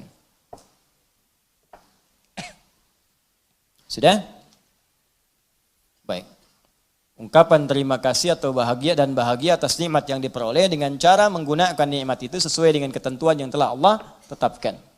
Baik. Awas, ini kalimat singkat tapi isinya padat dan akan sangat berdampak dengan kuantitas. Ya, peningkatan nikmat setelahnya yang akan kita peroleh dari Allah Subhanahu wa taala. Kalau syukurnya benar, maka nanti limpahan nikmat berikutnya akan semakin bertambah. Perhatikan baik-baik. Awas, ini bagian ketiga ini yang sering gagal. Di syukur ini, adab pertamanya alhamdulillah, betul. Begitu menerima, alhamdulillah. Adab keduanya, tujukan semua karena Allah. Tapi di adab yang ketiga, ini yang paling penting dan tidak sedikit orang gagal di sini. Jangan cukupkan syukur pada kalimat alhamdulillah. Tapi optimalkan nikmat yang diraih itu sesuai fungsinya yang telah Allah tetapkan.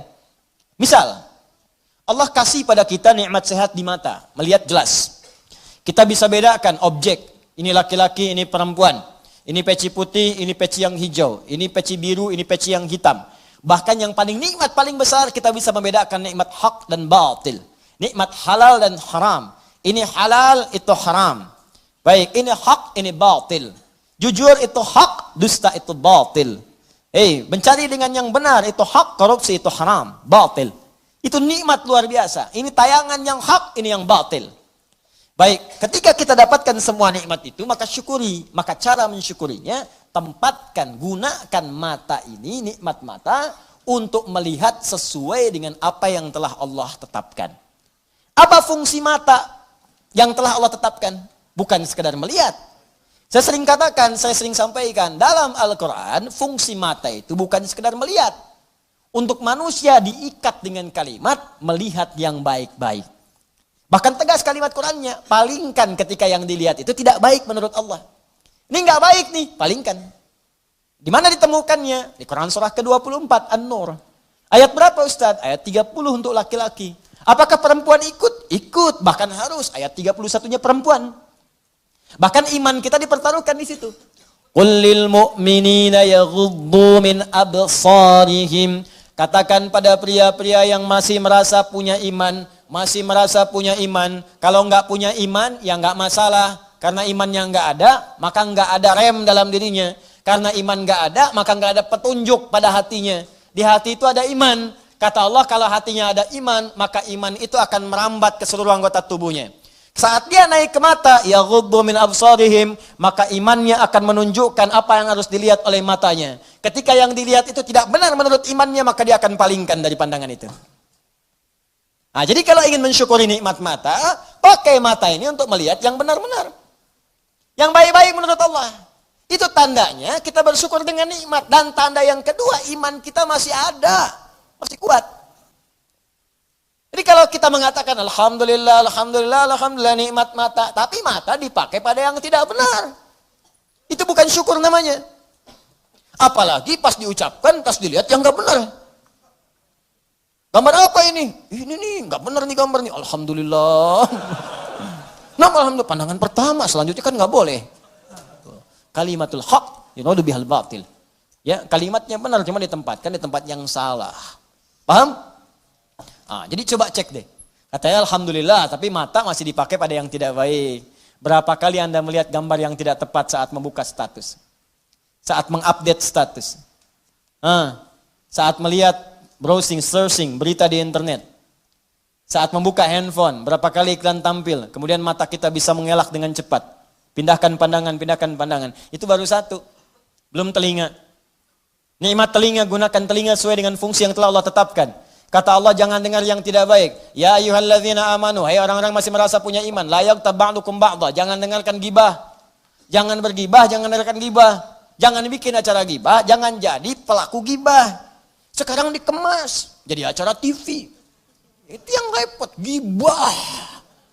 Ya, bikin situ tulisan.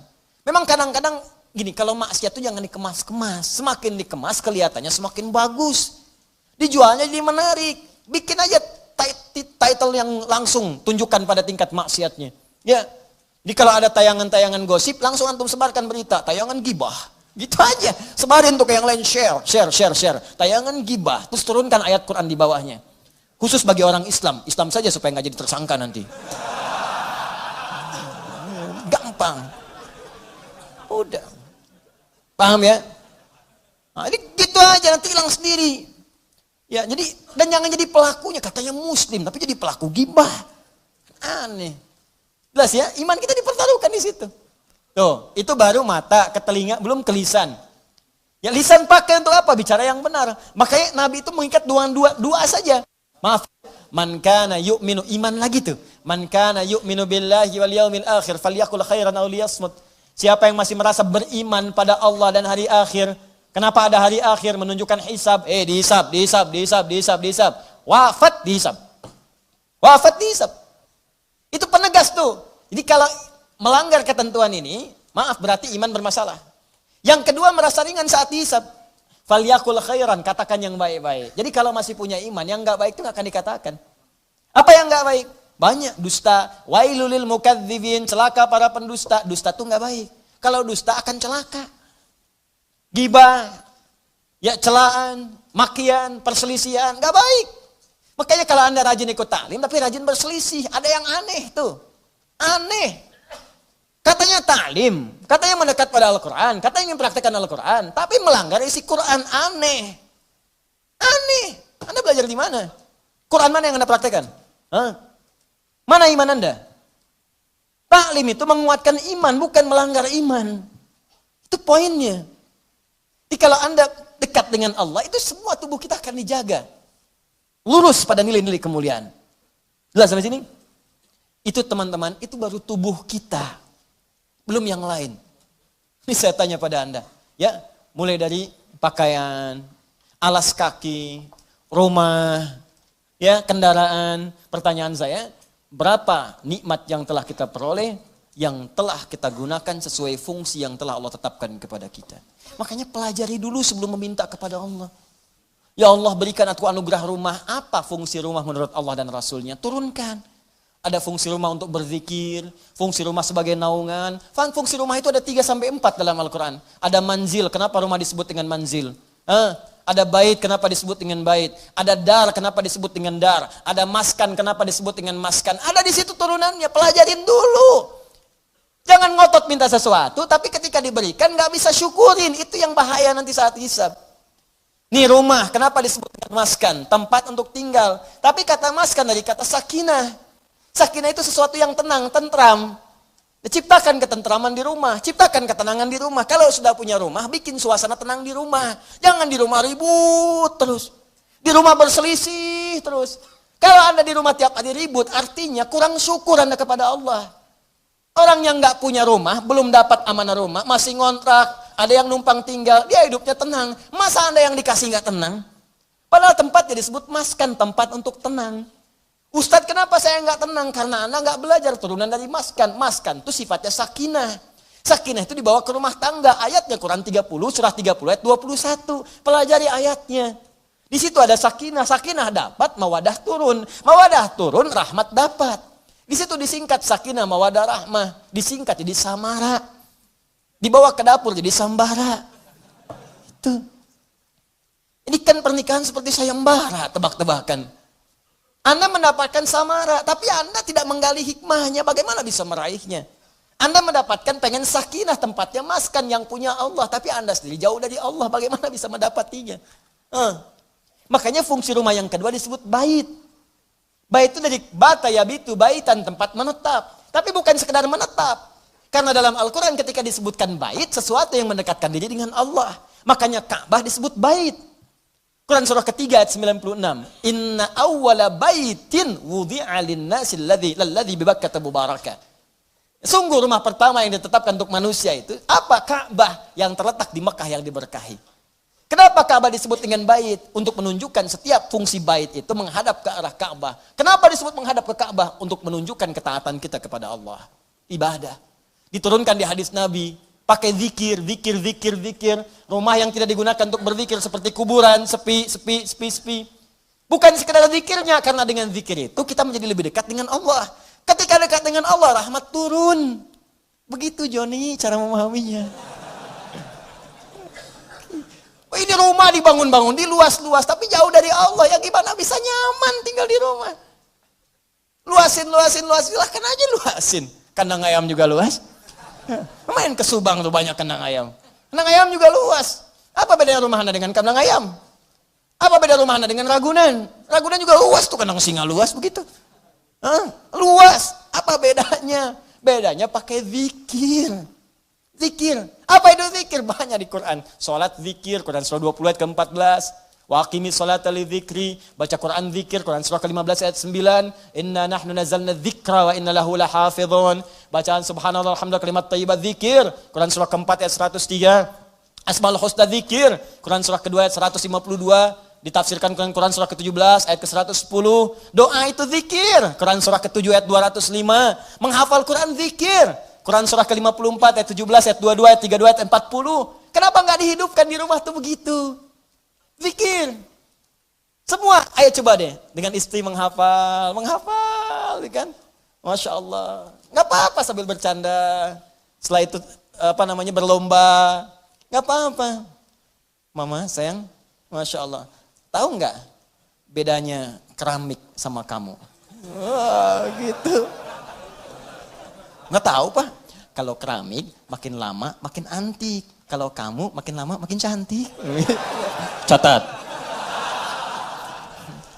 Oh, Bapak bisa aja. Bukan karena bisanya, tapi kecantikan itu memudar di dunia.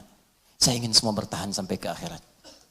Yuk, kita mulai dengan menghafal Quran. Mudah-mudahan kita mendapatkan mahkota di akhirat. Itulah kecantikan dan keindahan yang hakiki di hadapan Allah Subhanahu wa Ta'ala. Masya Allah. Alim. Praktekin. Masya Allah. Ini. Paham? Dibikin status.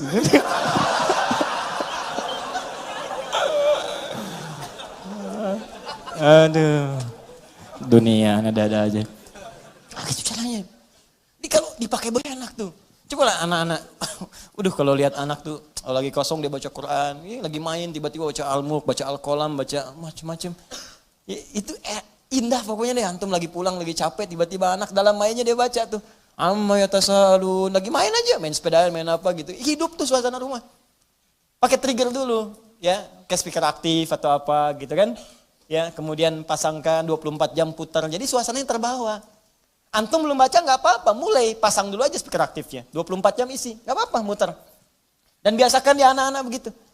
Ya, saya berusaha mencoba. Ya, setelah itu kita berbagi dan itu dampaknya besar. Ya, saya praktekin dulu sendiri, saya coba dulu pada anak-anak tuh dekatkan dengan Quran. Terus beli mic-an, dia bicara dengan Quran. Quran tuh karena biasa Quran, makanya ketika dikasih mic pun bukan nyanyi, kasih Quran. Ya, nyampe dibawa ke mall. Begitu ke mall lihat tuh ada mic yang standing itu berdiri. Ya, Masya Allah. Orang kan biasa pakai buat karaoke, tulisannya karaoke. Dia cobain di mall. Ya, wailul likulli humadzatil lumazah. Di mall bayangin tuh. Ya.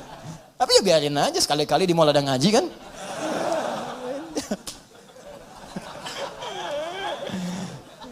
Tapi ya begitu gitu. Itulah nikmat, itulah syukur. Syukur itu butuh realisasi, bukan cuma ucapan. Alhamdulillah rumah kita besar, syukur aja silakan undang bagi dengan tetangga, alhamdulillah. Tapi buktikan, jangan setelah undang tetangga segala rupa, lupa lagi dengan Allah. Tuh kalau digali banyak, ada maskan, ada bait, ada dar, ada manzil.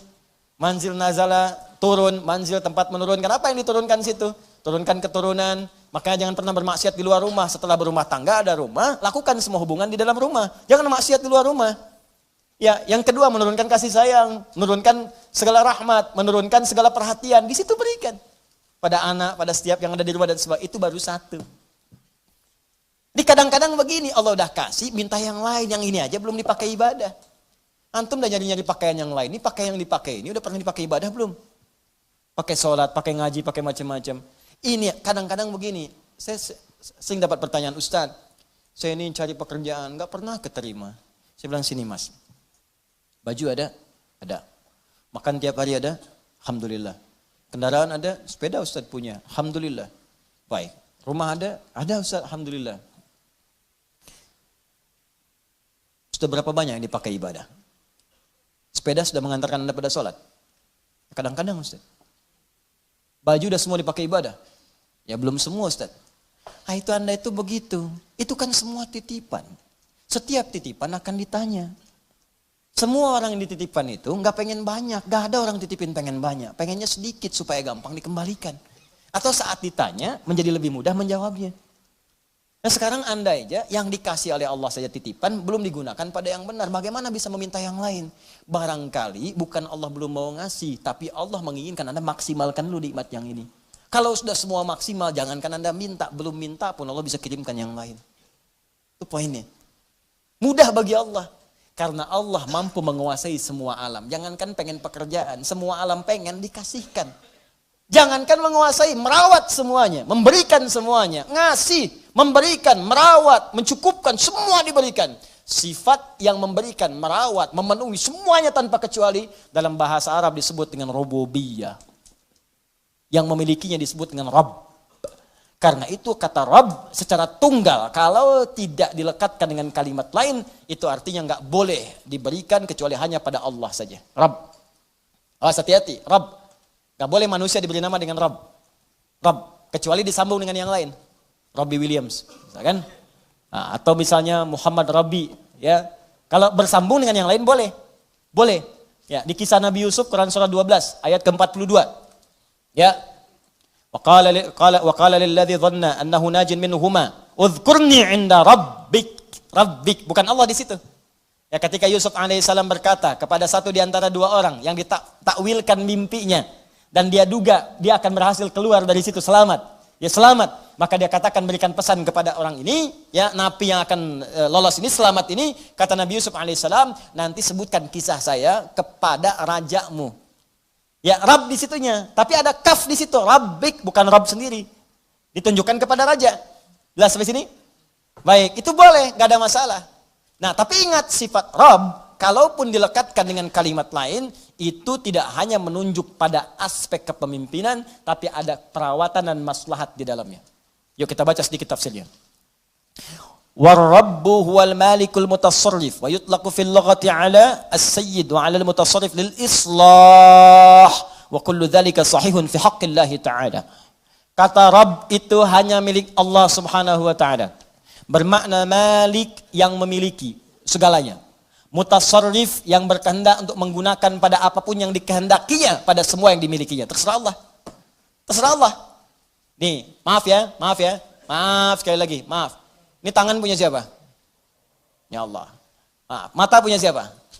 Ya Allah. Telinga punya siapa? Nah, karena punya Allah, terserah Allah, ya Allah yang punya. Iya kan? Sekarang yang punya nitipin ke kita supaya kita pakai. Makanya kita katakan inna lillah, kita itu punya Allah. Inna lillahi, kita semua punya Allah. Wa inna ilaihi raji'un. Karena kita punya Allah, besok lusa kita pulang kepada Allah. Karena kita punya Allah, mata punya Allah, telinga punya Allah, tangan punya Allah, terserah Allah. Maka Allah bikin aturan. Karena kamu punya saya yang ciptakan. Nih cara menggunakan semua jasa dalam tubuhmu. Pakai sesuai petunjuk pemiliknya. Tangan gunakan begini, mata gunakan begini. Makanya kalau tangan dipakai maksiat, Allah marah yang punya. Wasariqu wasariqatu faqtu aydiyahuma, kata Allah, tangan, saya kan suruh gunakan yang baik. Kenapa dipakai mencuri? Daripada pakai mencuri, potong aja tangannya. Yang punya marah. Saya punya motor saya titipkan pada Anda. Saya bilang pakai motor ya, pakai yang baik-baik, buat taklim, buat cari nafkah. Anda pakai motor buat maksiat, rampok orang pakai motor itu. Saya marah nggak? Marah. Motor Anda tabrak-tabrakin, bemper pengok, spion hilang, itu kan? Semua habis. Marah nggak saya? Marah. Ini tubuh kita punya Allah, dipakai maksiat, ya wajar Allah marah. Perangkat hidup punya Allah, dipakai maksiat, ya wajar Allah marah. Malikul Mutasarrif. Makanya kata yang memiliki dan mengatur semuanya sesuai dengan kehendaknya itu Rabb namanya.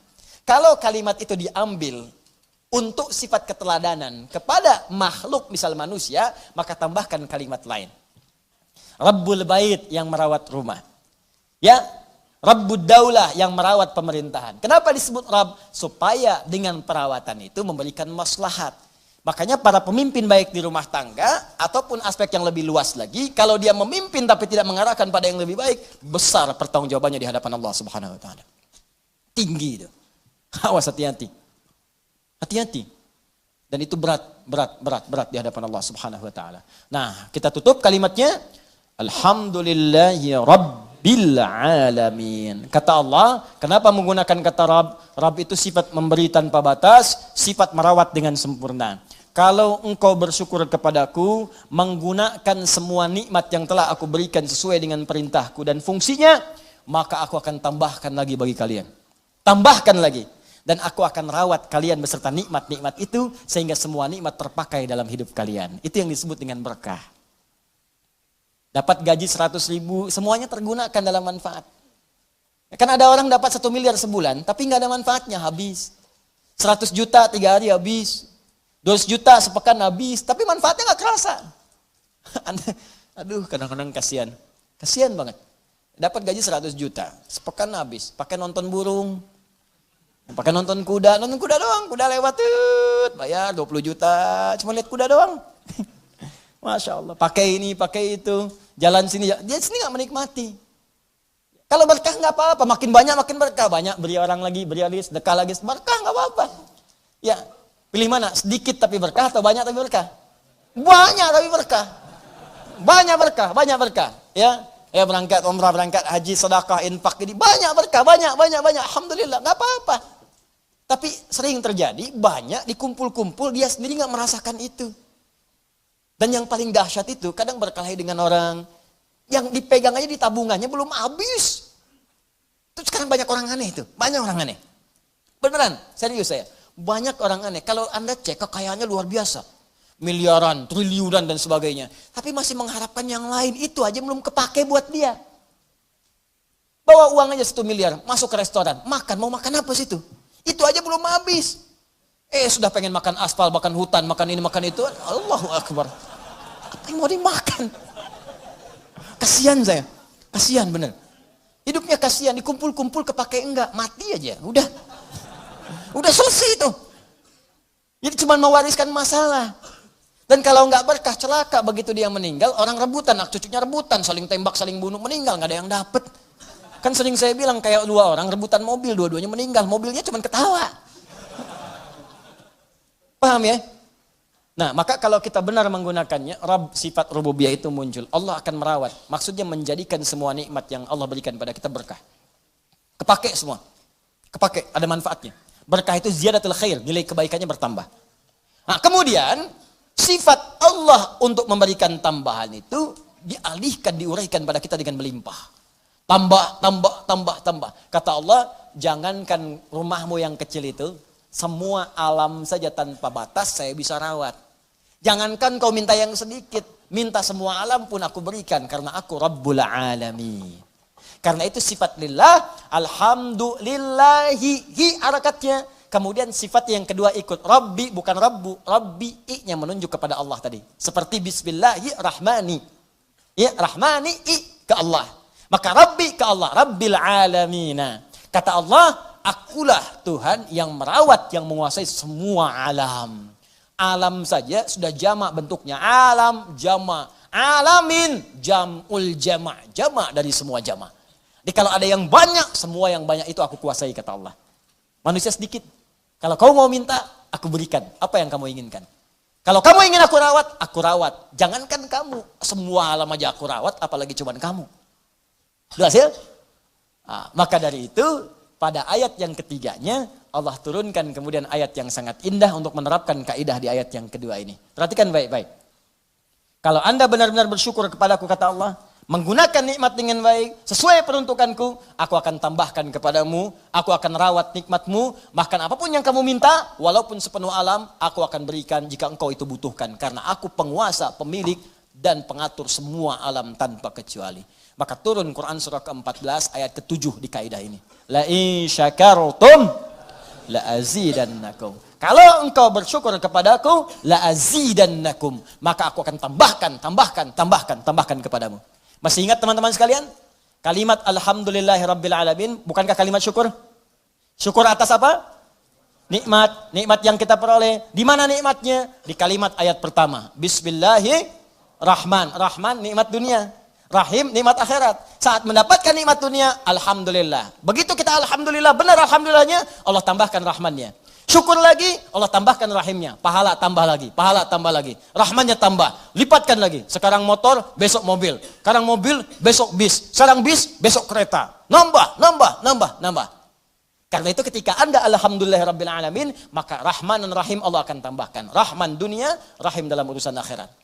Karena itulah pada ayat selanjutnya turun lagi kalimat Ar-Rahmanir Rahim. Untuk menegaskan ketika Anda benar bersyukur kepada Allah, maka sifat Rahman dan Rahim berupa pemberian Allah akan terus dilimpahkan kepada kita. Dan itu janji Allah dalam kalimat la in syakartum la azidannakum. Maka selesai pembahasan dua ayat sekaligus, ayat yang kedua dan ayat yang ketiga. Sekarang pertanyaannya, kalau ada orang yang tidak bersyukur dengan semua itu, dan dia merasa itu punya dia. Seperti Korun pernah dicontohkan dalam masa-masa yang lampau. Sekarang muncul lagi korun-korun milenial misalnya. Ya, korun-korun kekinian. Maka penting kita ingatkan, ada ancaman yang berlaku dalam Al-Quran dan penegasan tentang apa yang terjadi jika seseorang merasa memiliki bukan sebagai titipan yang harus tingkatkan syukurnya kepada Allah Subhanahu wa taala. Itu nanti yang kita bahas di pertemuan berikutnya dengan turunnya ayat yang keempat, Maliki Yaumiddin. Sebelum itu ini ada pertanyaan mendesak yang disampaikan pada kami tadi dalam waktu jeda. Saking mendesaknya langsung dikasih tulisan huruf besar semua. Ya, talak 3. Baik, kita jawab. Assalamualaikum Ustaz. Waalaikumsalam warahmatullahi wabarakatuh. Ini kisah saja ya, tapi ini nyata. Suami saya mengatakan talak 1 kepada saya pada saat emosi. Lelah setelah pulang kerja. Ya lelah sih lelah, tapi kan gak harus bilang talak. Saya pikir dulu-dulu gak ada orang lelah langsung bilang talak. Allah lelah nih. Mah sini. Apa Pak? Talak. Kok gak begitu berumah tangga?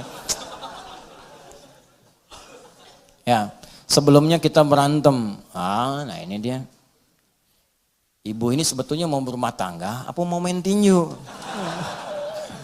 Kan rumah tangga mau buat sakinah, mawaddah rahmah, bukan untuk berselisih. Ya kita lihat dulu dah. Baik. Lalu jam kemudian saya memaksa suami untuk mengatakan talak 3.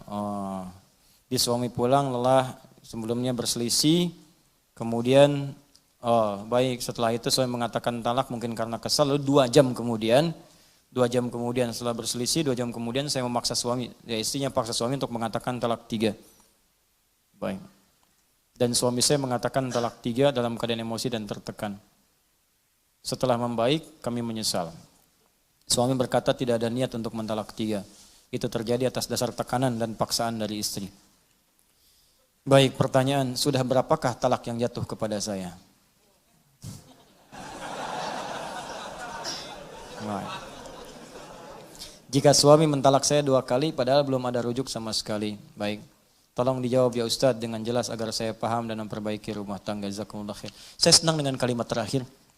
Saya senang sekali. Ya, saya senang dengan pertanyaan ini karena ketika pertanyaan ini ditanyakan, diajukan, itu tandanya Anda memang ingin berislah. ingin mendapat kebaikan dari Allah. Itu yang paling baik. Ada Al-Quran di surah keempat, ya, surah An-Nisa ayat 35. فَإِنْ خِفْتُمْ شِقَاقَ بَيْنَهُمَا فَبَعَثُوا حَكَمًا مِنْ أَهْلِهِ وَحَكَمًا مِنْ أَهْلِهَا إِنْ يُرِيدَ إِصْلَاحًا يُوَفِّقِ اللَّهُ بَيْنَهُمَا. Yang bertanya ini, yang menyampaikan pada kami, buka Quran surah keempat An-Nisa ayat 35, paling kiri di pertengahan. Allah menyampaikan, jika dalam rumah tangga kalian khawatir ada perdebatan yang nggak bisa diselesaikan, sehingga berdampak pada perpecah belahnya rumah tangga. Maka kalau nggak bisa menyelesaikan sendiri, maka undang atau tanyakan pada orang bijak, hakaman. Orang bijak, orang paham hukum, orang bisa memberikan solusi. Bukan curhat pada orang menambah masalah. Awas, ini rumus di rumah tangga kalau sedang punya masalah, ibu khususnya, jangan curhat pada orang bisa menambah persoalan. Cari orang bisa memberikan solusi, boleh cerita. Boleh cerita, tapi bukan pada orang bisa hanya berbagi cerita pada orang lain, apalagi media sosial. Hati-hati, cuma ditulis bikin status. Kamu tidak seperti aku kira. Tuliskan. Tungguin komen. Itu cuma nyebar sendiri. Nanti begitu masalah selesai nggak bisa diralat. Nungguin komen, datang-datang celing maghrib ada. Kunaon ece. Kenapa gitu? Kan nggak lucu. Baik, teruskan ke sini. Balik ke sini. Kemudian kalau sudah seperti itu, lihat kalimatnya in yurida islaha. In yurida islaha yuwaffiqillahu bainahuma. Jika keduanya ingin islah, memperbaiki, ingin lebih baik lagi, ingin lebih mulia lagi, ingin Allah ridha, maka Allah akan berikan petunjuk kepada keduanya untuk memperbaiki keadaan rumah tangganya. Maka syarat yang pertama sebelum saya jawab ini pada yang bertanya, niatkanlah untuk memperbaiki diri dulu. Jangan sekedar mendapatkan jawaban. Kalau sudah niatnya benar, ingin mendapatkan ridha Allah, ingin memperbaiki, insya Allah akan lebih mudah jalannya untuk diperbaiki dan untuk mendapatkan kenikmatan lebih baik dibanding dengan hari-hari sebelumnya yang telah dilalui. Nah, maka baru kita bicara kepada hukum. Ini dulu perbaiki niat. Kalau niatnya benar kata Allah, saya akan beri jalan supaya rumah tangganya lebih indah, lebih nyaman, lebih samara dibandingkan persoalan-persoalan sebelumnya. Baik. Maka hukumnya yang pertama apa? Yang pertama, talak itu tidak bisa dijatuhkan seketika, punya nilai lebih daripada satu. Itu punya jeda, punya interval. Misalnya kalau dijatuhkan, misal keluar dari kalimat seorang suami, saya talak kamu saat ini. Mau diucapkan saya talak 10 kali, saya talak 3 kali, saya talak sepanjang gunung, saya talak misalnya dari Sabang sampai Merauke, ya, saya talak seluas samudra, tetap jatuhnya satu. Jatuhnya satu. Kapan satu itu kemudian prosesnya? Thalathata quru, 3 kali masa suci. Ditalak dalam keadaan suci misalnya, ya, kemudian dia haid sekali, dan yang kedua lagi haid lagi, yang ketiga kemudian haid lagi, suci pada yang ketiga kali, baru itu batas terakhirnya. Nah, talak ketika diberikan ini yang pertama disebut talak raj'i. Raj'i itu dari kata ruju', berpeluang balik. Jadi sebetulnya talak itu bukan untuk memisahkan asalnya, tapi untuk merenungkan supaya memperbaiki hubungan keluarga. Ini banyak orang salah persepsi. Ya Allah itu saking sayang dengan rumah tangga, jangan pisah, jangan pisah, jangan pisah. Makanya ketika diberikan talak yang pertama, sulit nih, nggak bisa diselesaikan talak. Talak pertama ini disebut rujuk. Motivasi talaknya untuk berpikir supaya rujuk lagi. Bukan supaya pisah. Apalagi saat talak yang pertama ini sengaja berbuat onar supaya pisah betulan. Tidak, renungkan dulu, ini sejalan nggak, benar nggak nih rumah tangga nih? Ya, ada nggak rasa cinta nih dalam saat sekali masa suci, ada nggak perhatian? Nanya nggak, kan? Ada nggak peluang untuk diskusi? Terbuka nggak untuk bicara, untuk memperbaiki diri? Itu disebut rujuk namanya. Kalau dalam masa itu tiba-tiba ada ungkapan, maaf, aku rasanya berbuat banyak kesalahan kemarin. Atau ada rasa rindu, tiba-tiba nggak keluar kata-kata itu, tiba-tiba malamnya berhubungan misalnya. Dengan berhubungan itu selesai, nggak ada akad, nggak ada macam-macam, talaknya nggak berlaku lagi, selesai di situ. Ya, talak pertamanya selesai dan rujuk dia di situ. Ya, cukup dengan mengucapkan misalnya kita rujuk lagi, atau tanpa kalimat itu cuma berhubungan malam harinya. Begitu berhubungan selesai. Ini memang agak unik, katanya kesel tapi berhubungan, kan? Itu tandanya masih sayang. Ya, tanda sayang, ada tanda cinta, sudah. Begitu berhubungan, selesai, talaknya selesai, tuntas. Rujuk lagi. Rujuk, nggak berlaku talak. Paham ya? Nah, nggak berlaku hukum di sini. Jadi, masanya 3 kali masa suci. Kalau 3 kali ini, nggak ada sama sekali, memang dia abai. Ternyata bermaksiat di belakang istrinya misalnya. Atau istri bermaksiat di belakang suaminya. Ya, memang seperti itu, nggak bisa disatukan. Nggak ada sayang, nggak ada tanda, cuek, macam-macam dan sebagainya. Bahkan melarang untuk taklim, melarang untuk sholat, melarang macam-macam. Misal, gitu kan? Dalam masa suci ini 3 kali nggak ada apa-apa, maka perempuan bebas. Bebas di sini. Nanti ada hukum-hukum apakah mengembalikan iwad atau lainnya, tinggal diproses secara administratif. Talak. Tapi kalau suami dalam masa 3 kali suci ini, ya dia berkeinginan untuk rujuk dan dia menyatakan ingin memperbaiki diri. Makanya kalau ada hal seperti itu boleh undang orang tuanya atau paman atau orang bijak atau ustadz, minta mediasi. Apa yang kurang-kurang pertemukan dan berniat memperbaiki. Kata Allah, kalau niat memperbaiki saya bimbing. Tapi kalau semua merasa benar dan merasa sempurna, nggak akan pernah selesai. Ingat ya, di rumah tangga itu pasti dua-duanya punya kekurangan karena manusia. Yang sempurna itu cuma malaikat. Sering katakan itu. Quran surah ke-66 ayat ke-6. La ya'sunallaha ma amarahum wa yaf'aluna ma yu'marun. Malaikat itu sempurna, enggak kenal maksiat. Malaikat makhluk benar, enggak kenal salah. Setan makhluk salah, enggak kenal benar. Kita ini manusia, malaikat bukan, setan never. Enggak pernah jadi setan, enggak akan pernah kita mau jadi setan. Bukan malaikat. Karena itu kalau salah memang manusia. Dan itu menandakan bukan malaikat, makanya kita salah. Untuk membedakan kita dengan setan, kita tobat. Setan nggak tobat. Itu aja tandanya. Jadi kalau di rumah tangga ada suami salah, wajar karena suami bukan malaikat. Tapi untuk membedakan suami dengan setan, suami tobat, memperbaiki diri. Itu caranya. Istri salah, wajar ya istri, bukan malaikat. Mau dituntut sempurna, nggak akan mungkin. Kalau pengennya nikah sama malaikat sana. Tapi malaikat gak punya hasrat, gak ada nafsu, gak ada macam-macam. Tugasnya itu sempurna, selesai. Ya, wa yaf'aluna ma yu'marun, gak ada fungsinya kaitan dengan hasrat seksual dan sebagainya. Gak ada, kosong. Ya, makanya kalau istri berbuat salah, ya itu tandanya manusia. Masya Allah mama, manusia seutuhnya. Oh, Masya Allah.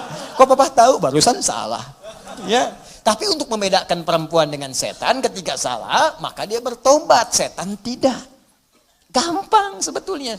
Nah ini suami dengan istri kalau ada salah merenung. Oh mungkin dari kesalahan ini Allah ingin menyempurnakan sifat-sifat kemuliaan kita untuk belajar lebih baik lagi. Kadang-kadang kan kenikmatan itu lahir setelah ada kesulitan-kesulitan. Coba antum kan lari-lari capek kan. Wah aduh kasih teh tubruk aja. Teh tubruk tuh, teh tubrukin. Air tubrukin sama teh kan. Jadi tuh kasih gula dikit yang biasanya gak minum. Jadi enak tuh minum. Enak. Biasanya pengen ini pengen itu. Kasih air putih aja enak luar biasa. Ya enak gitu, kenapa? Karena ada keletihan, setelah itu mendapatkan kenikmatan. Makanya yusrun lahir setelah ada usrun. Inna ma'al usri yusra. Di rumah tangga tuh kalau udah ribut, setelah itu senyum, jadi enak senyumnya itu. Nikmat, jadi canda, jadi macam-macam dan sebagainya.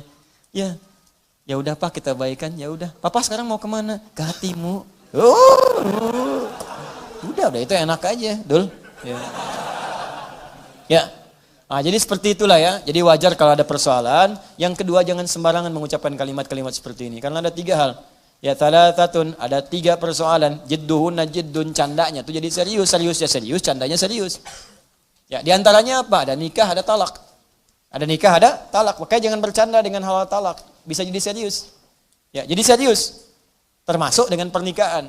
Ini yang saya ingatkan juga sinetron-sinetron tuh hati-hati. Kalau akad-akad nikah itu mesti dibiaskan kalimatnya, jangan disempurnakan.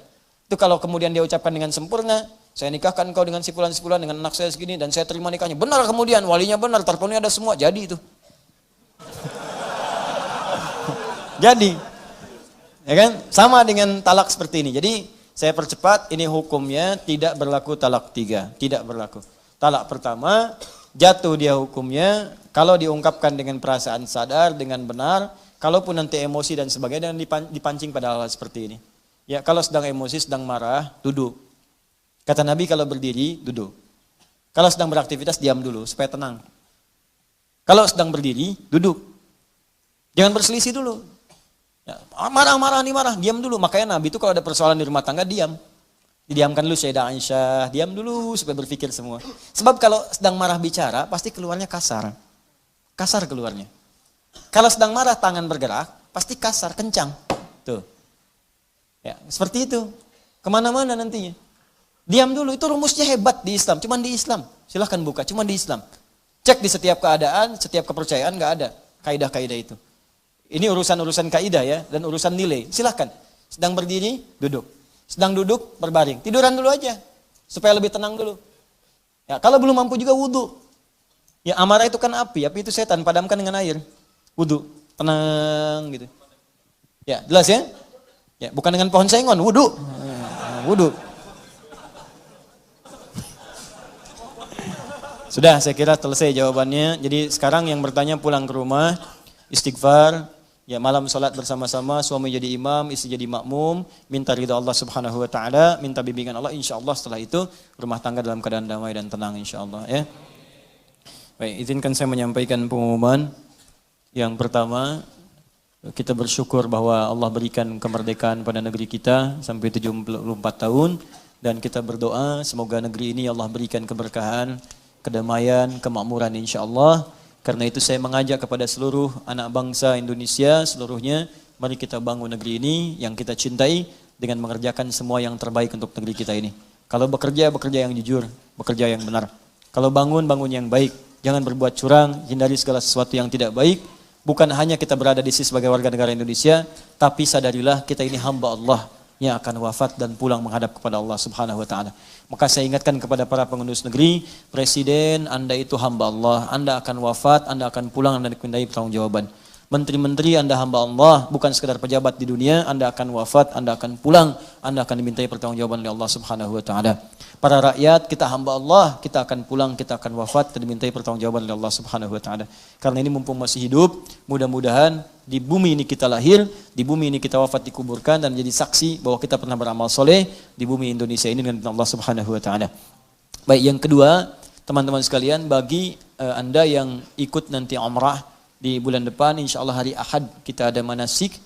Di manasik di pagi hari, mohon datang sesuai dengan waktunya karena nanti saya akan langsung berangkat ke Jepara. Insyaallah di Jepara nanti kami 1 September Ahad ya malam Senin kita akan mewisuda para penghafal Quranul Karim dan hari Sabtunya pun hari paginya hari Ahad kita akan mewisuda juga yang karantina yang di sini. Alhamdulillah kami telah karantina kurang lebih nanti akhir ini 30 hari untuk metode 30 juz dan mendapatkan dzauq Al-Quran.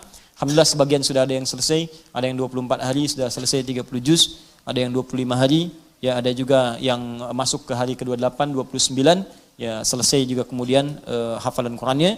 Ada yang Allah berikan kemudahan-kemudahan untuk jalan berikutnya, ada yang dapat 15 juz, ada yang 8 juz, ada 9 juz, ada 10 juz, ya itu membuka jalan karena yang didapatkan dzauq selanjutnya akan lebih mudah lagi. Yang saya bahagia ada juga kepala di sebuah kantor ngambil cuti, Masya Allah, kepala cabang kantor ngambil cuti, diizinkan kemudian dan Masya Allah menghafal Quran dari nol dapat 15 juz, ya Masya Allah, berusaha dan Insya Allah mudah-mudahan diridhai oleh Allah Subhanahu Wa Taala. Insya Allah Ahad pagi itu nanti untuk penutupan dulu dan ada extend nanti sampai ke wisuda tanggal 8 karena kita nanti ada satu ta'lim khusus ya yang akan menyampaikan informasi lebih penting lagi dengan izin Allah Subhanahu Wa Taala. Kemudian yang ketiga yang terakhir, insya Allah bagi siswa-siswa yang telah terdaftar untuk dikirim pendidikan, baik pendidikan da'i nanti di Al-Azhar di bulan September untuk 2 bulan duat se-Indonesia ada 10 orang, insya Allah nanti bersiap-siap, nanti kami informasikan kembali. Untuk yang Sudan ada 40 orang kami kirimkan insya Allah di tahun ini, 30 insya Allah untuk Jami'ah Afriqiyah Alamiyah, yang 10 untuk di Tajul Hafizin. Insyaallah ini sedang menunggu informasi dari Kementerian Luar Negeri dari Sudan dan dalam waktu dekat insyaallah akan ada. Kalau sudah ada itu bersiap-siap diinfokan, mungkin 2 pekan paling lambat setelah itu bersiap-siap untuk berangkat dan akan ada pembinaan sebelum berangkat. Mudah-mudahan kalian jadi ulama bisa meneruskan. Saya bangun-bangun sekarang ini bangun Quantum Akhir Institute, bangun untuk media, bangun untuk macam-macam, itu semua wakaf lillahi ta'ala sampai kita sedang siapkan bangun untuk pesantren. Nanti kalau misalnya Anda pulang telah selesai, Andalah yang kemudian akan meneruskan itu. Ya kalau saya besok lusa wafat, lebih dulu dibanding Anda semua, Anda insya Allah meneruskan semua perjuangan itu. Jangan berhenti, termasuk di majlis ini. Ya masjid, majlis ini, itulah yang kita kerjakan. Dan kita akan bergantian satu dengan yang lainnya. Ya itulah hidup dan itulah jalan kita untuk beramal saleh. Niatkan benar karena Allah Subhanahu Wa Taala, termasuk Anda. Para ayah, para ibu, besok lusa kita semua wafat. Maka anak-anak yang akan meneruskan perjuangan kita. Maka sekolahkan mereka di tempat yang baik. Ya berikan pendalaman Al-Quran, berikan kesempatan untuk belajar mendapatkan bimbingan salat supaya kalau kita wafat tenang kita karena mereka akan membawa nama baik kita sampai kembali menghadap kepada Allah Subhanahu Wa Taala. Itu nasihat saya. Semoga Allah meridhai kita semua dan saya memohon maaf kepada seluruhnya apabila dalam taklim sampai hari ini ada banyak kekurangan dan kesalahan-kesalahan yang tentunya Anda dapatkan. Kalau dalam materi itu salah, gampang, tinggalkan aja dan cari pendapat lainnya lebih baik. Tidak usah banyak berdebat, tidak usah banyak diperselisihkan. Tapi adabnya Anda bisa tanyakan kepada saya. Kalau memang itu salah, saya sendiri juga akan menyampaikan bahwa itu keliru. Tinggalkan pendapat saya, ambil pendapat yang lain lebih benar. Ketimbang Anda cuma publikasikan atau bikin sesuatu yang tidak ada solusinya di situ. Kalau ternyata Anda yang salah, saya tunjukkan, oh bukan seperti itu pemahamannya. Maka kemudian Anda pun tidak perlu repot untuk meralatnya. Karena di situ ada nilai-nilai kebaikan yang mungkin kita bisa belajar bersama. Ya, saya kira itu. Allahumma taqabbal minna innaka antas samiul alim.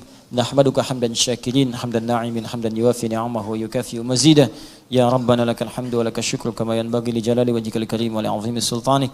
Allahumma salli wa sallim wa barik ala habibikal karim rasulikal mustafa al-amin sayyidina Muhammadin wa ala alihi wa sahbihi ummati ila yaumiddin. Allahumma rabbana la tad'a lana fi maqamina hadha wa fi kulli maqamin dhanban illa ghafarta. ولا هما إلا فرجته ولا دينا إلا قضيته ولا مريضا إلا شفيته ولا حاجة من حوائج الدنيا والآخرة فيها لك رضا وفيها لنا الصلاة إلا قضيتها يا أرحم الراحمين. Ya Allah, jika ada hambamu yang penuh dosa datang ke majlis ini, maka jangan biarkan dia meninggalkan majlis ini kecuali Engkau ampuni segala dosa-dosanya. Jika ada yang perasaannya sedang gelisah, maka mohon ya Allah tenangkan keadaan hatinya.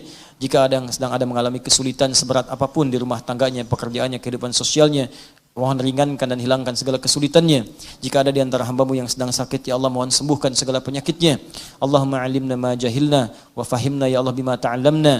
Allahumma wafiqna li na'mala bima ta'allamna. Ya Allah, ajarkan kami ilmu yang bermanfaat, jadikan kami paham atas apa yang kami pelajari, dan mohon bimbing kami untuk mengamalkan apa yang telah kami pahami. Allahumma barik ya Allah lana wa barik fi biladina waj'al biladana ya Allah anta tarda anha. Ya Allah, berikan keberkahan kepada kami, kepada negeri kami, dan berkahi negeri kami tempat kami tinggal ya arhamar rahimin. Allahumma barik asatidzatana wa ikhwanana ya Allah alladzina yudrisunana walladzina darasuna walladzina 'allamuna ya Allah min ikhwatina wa khasatan ya Allah asatidzatina al-habaib al-asatidzah wal kiyahi ya arhamar rahimin. Ya Allah, mohon berikan keberkahan pada ustaz-ustaz, para habaib, para guru-guru, kiai-kiai yang ada dan mengajar kepada kami, baik itu orang tua kami, kerabat kami, paman kami, uak kami, ataupun siapapun yang telah mengajarkan kami. Anugerahkan keberkahan kepada ilmu mereka, ikhlaskan mereka ya Allah, dan lipatkan pahala kepada mereka. Allahumma rabbana atina fid dunya hasanah fil akhirati hasanah wa qina adzabannar bifadlika subhana rabbika rabbil izzati amma yasifun wa salamun alal mursalin wa akhiru da'wana alhamdulillahi rabbil alamin. Subhanakallahumma bihamdika asyhadu an la ilaha illa anta astaghfiruka wa atubu ilaik wa akhiru da'wana alhamdulillahi rabbil alamin. Al'afu minkum. Assalamu alaikum warahmatullahi wabarakatuh.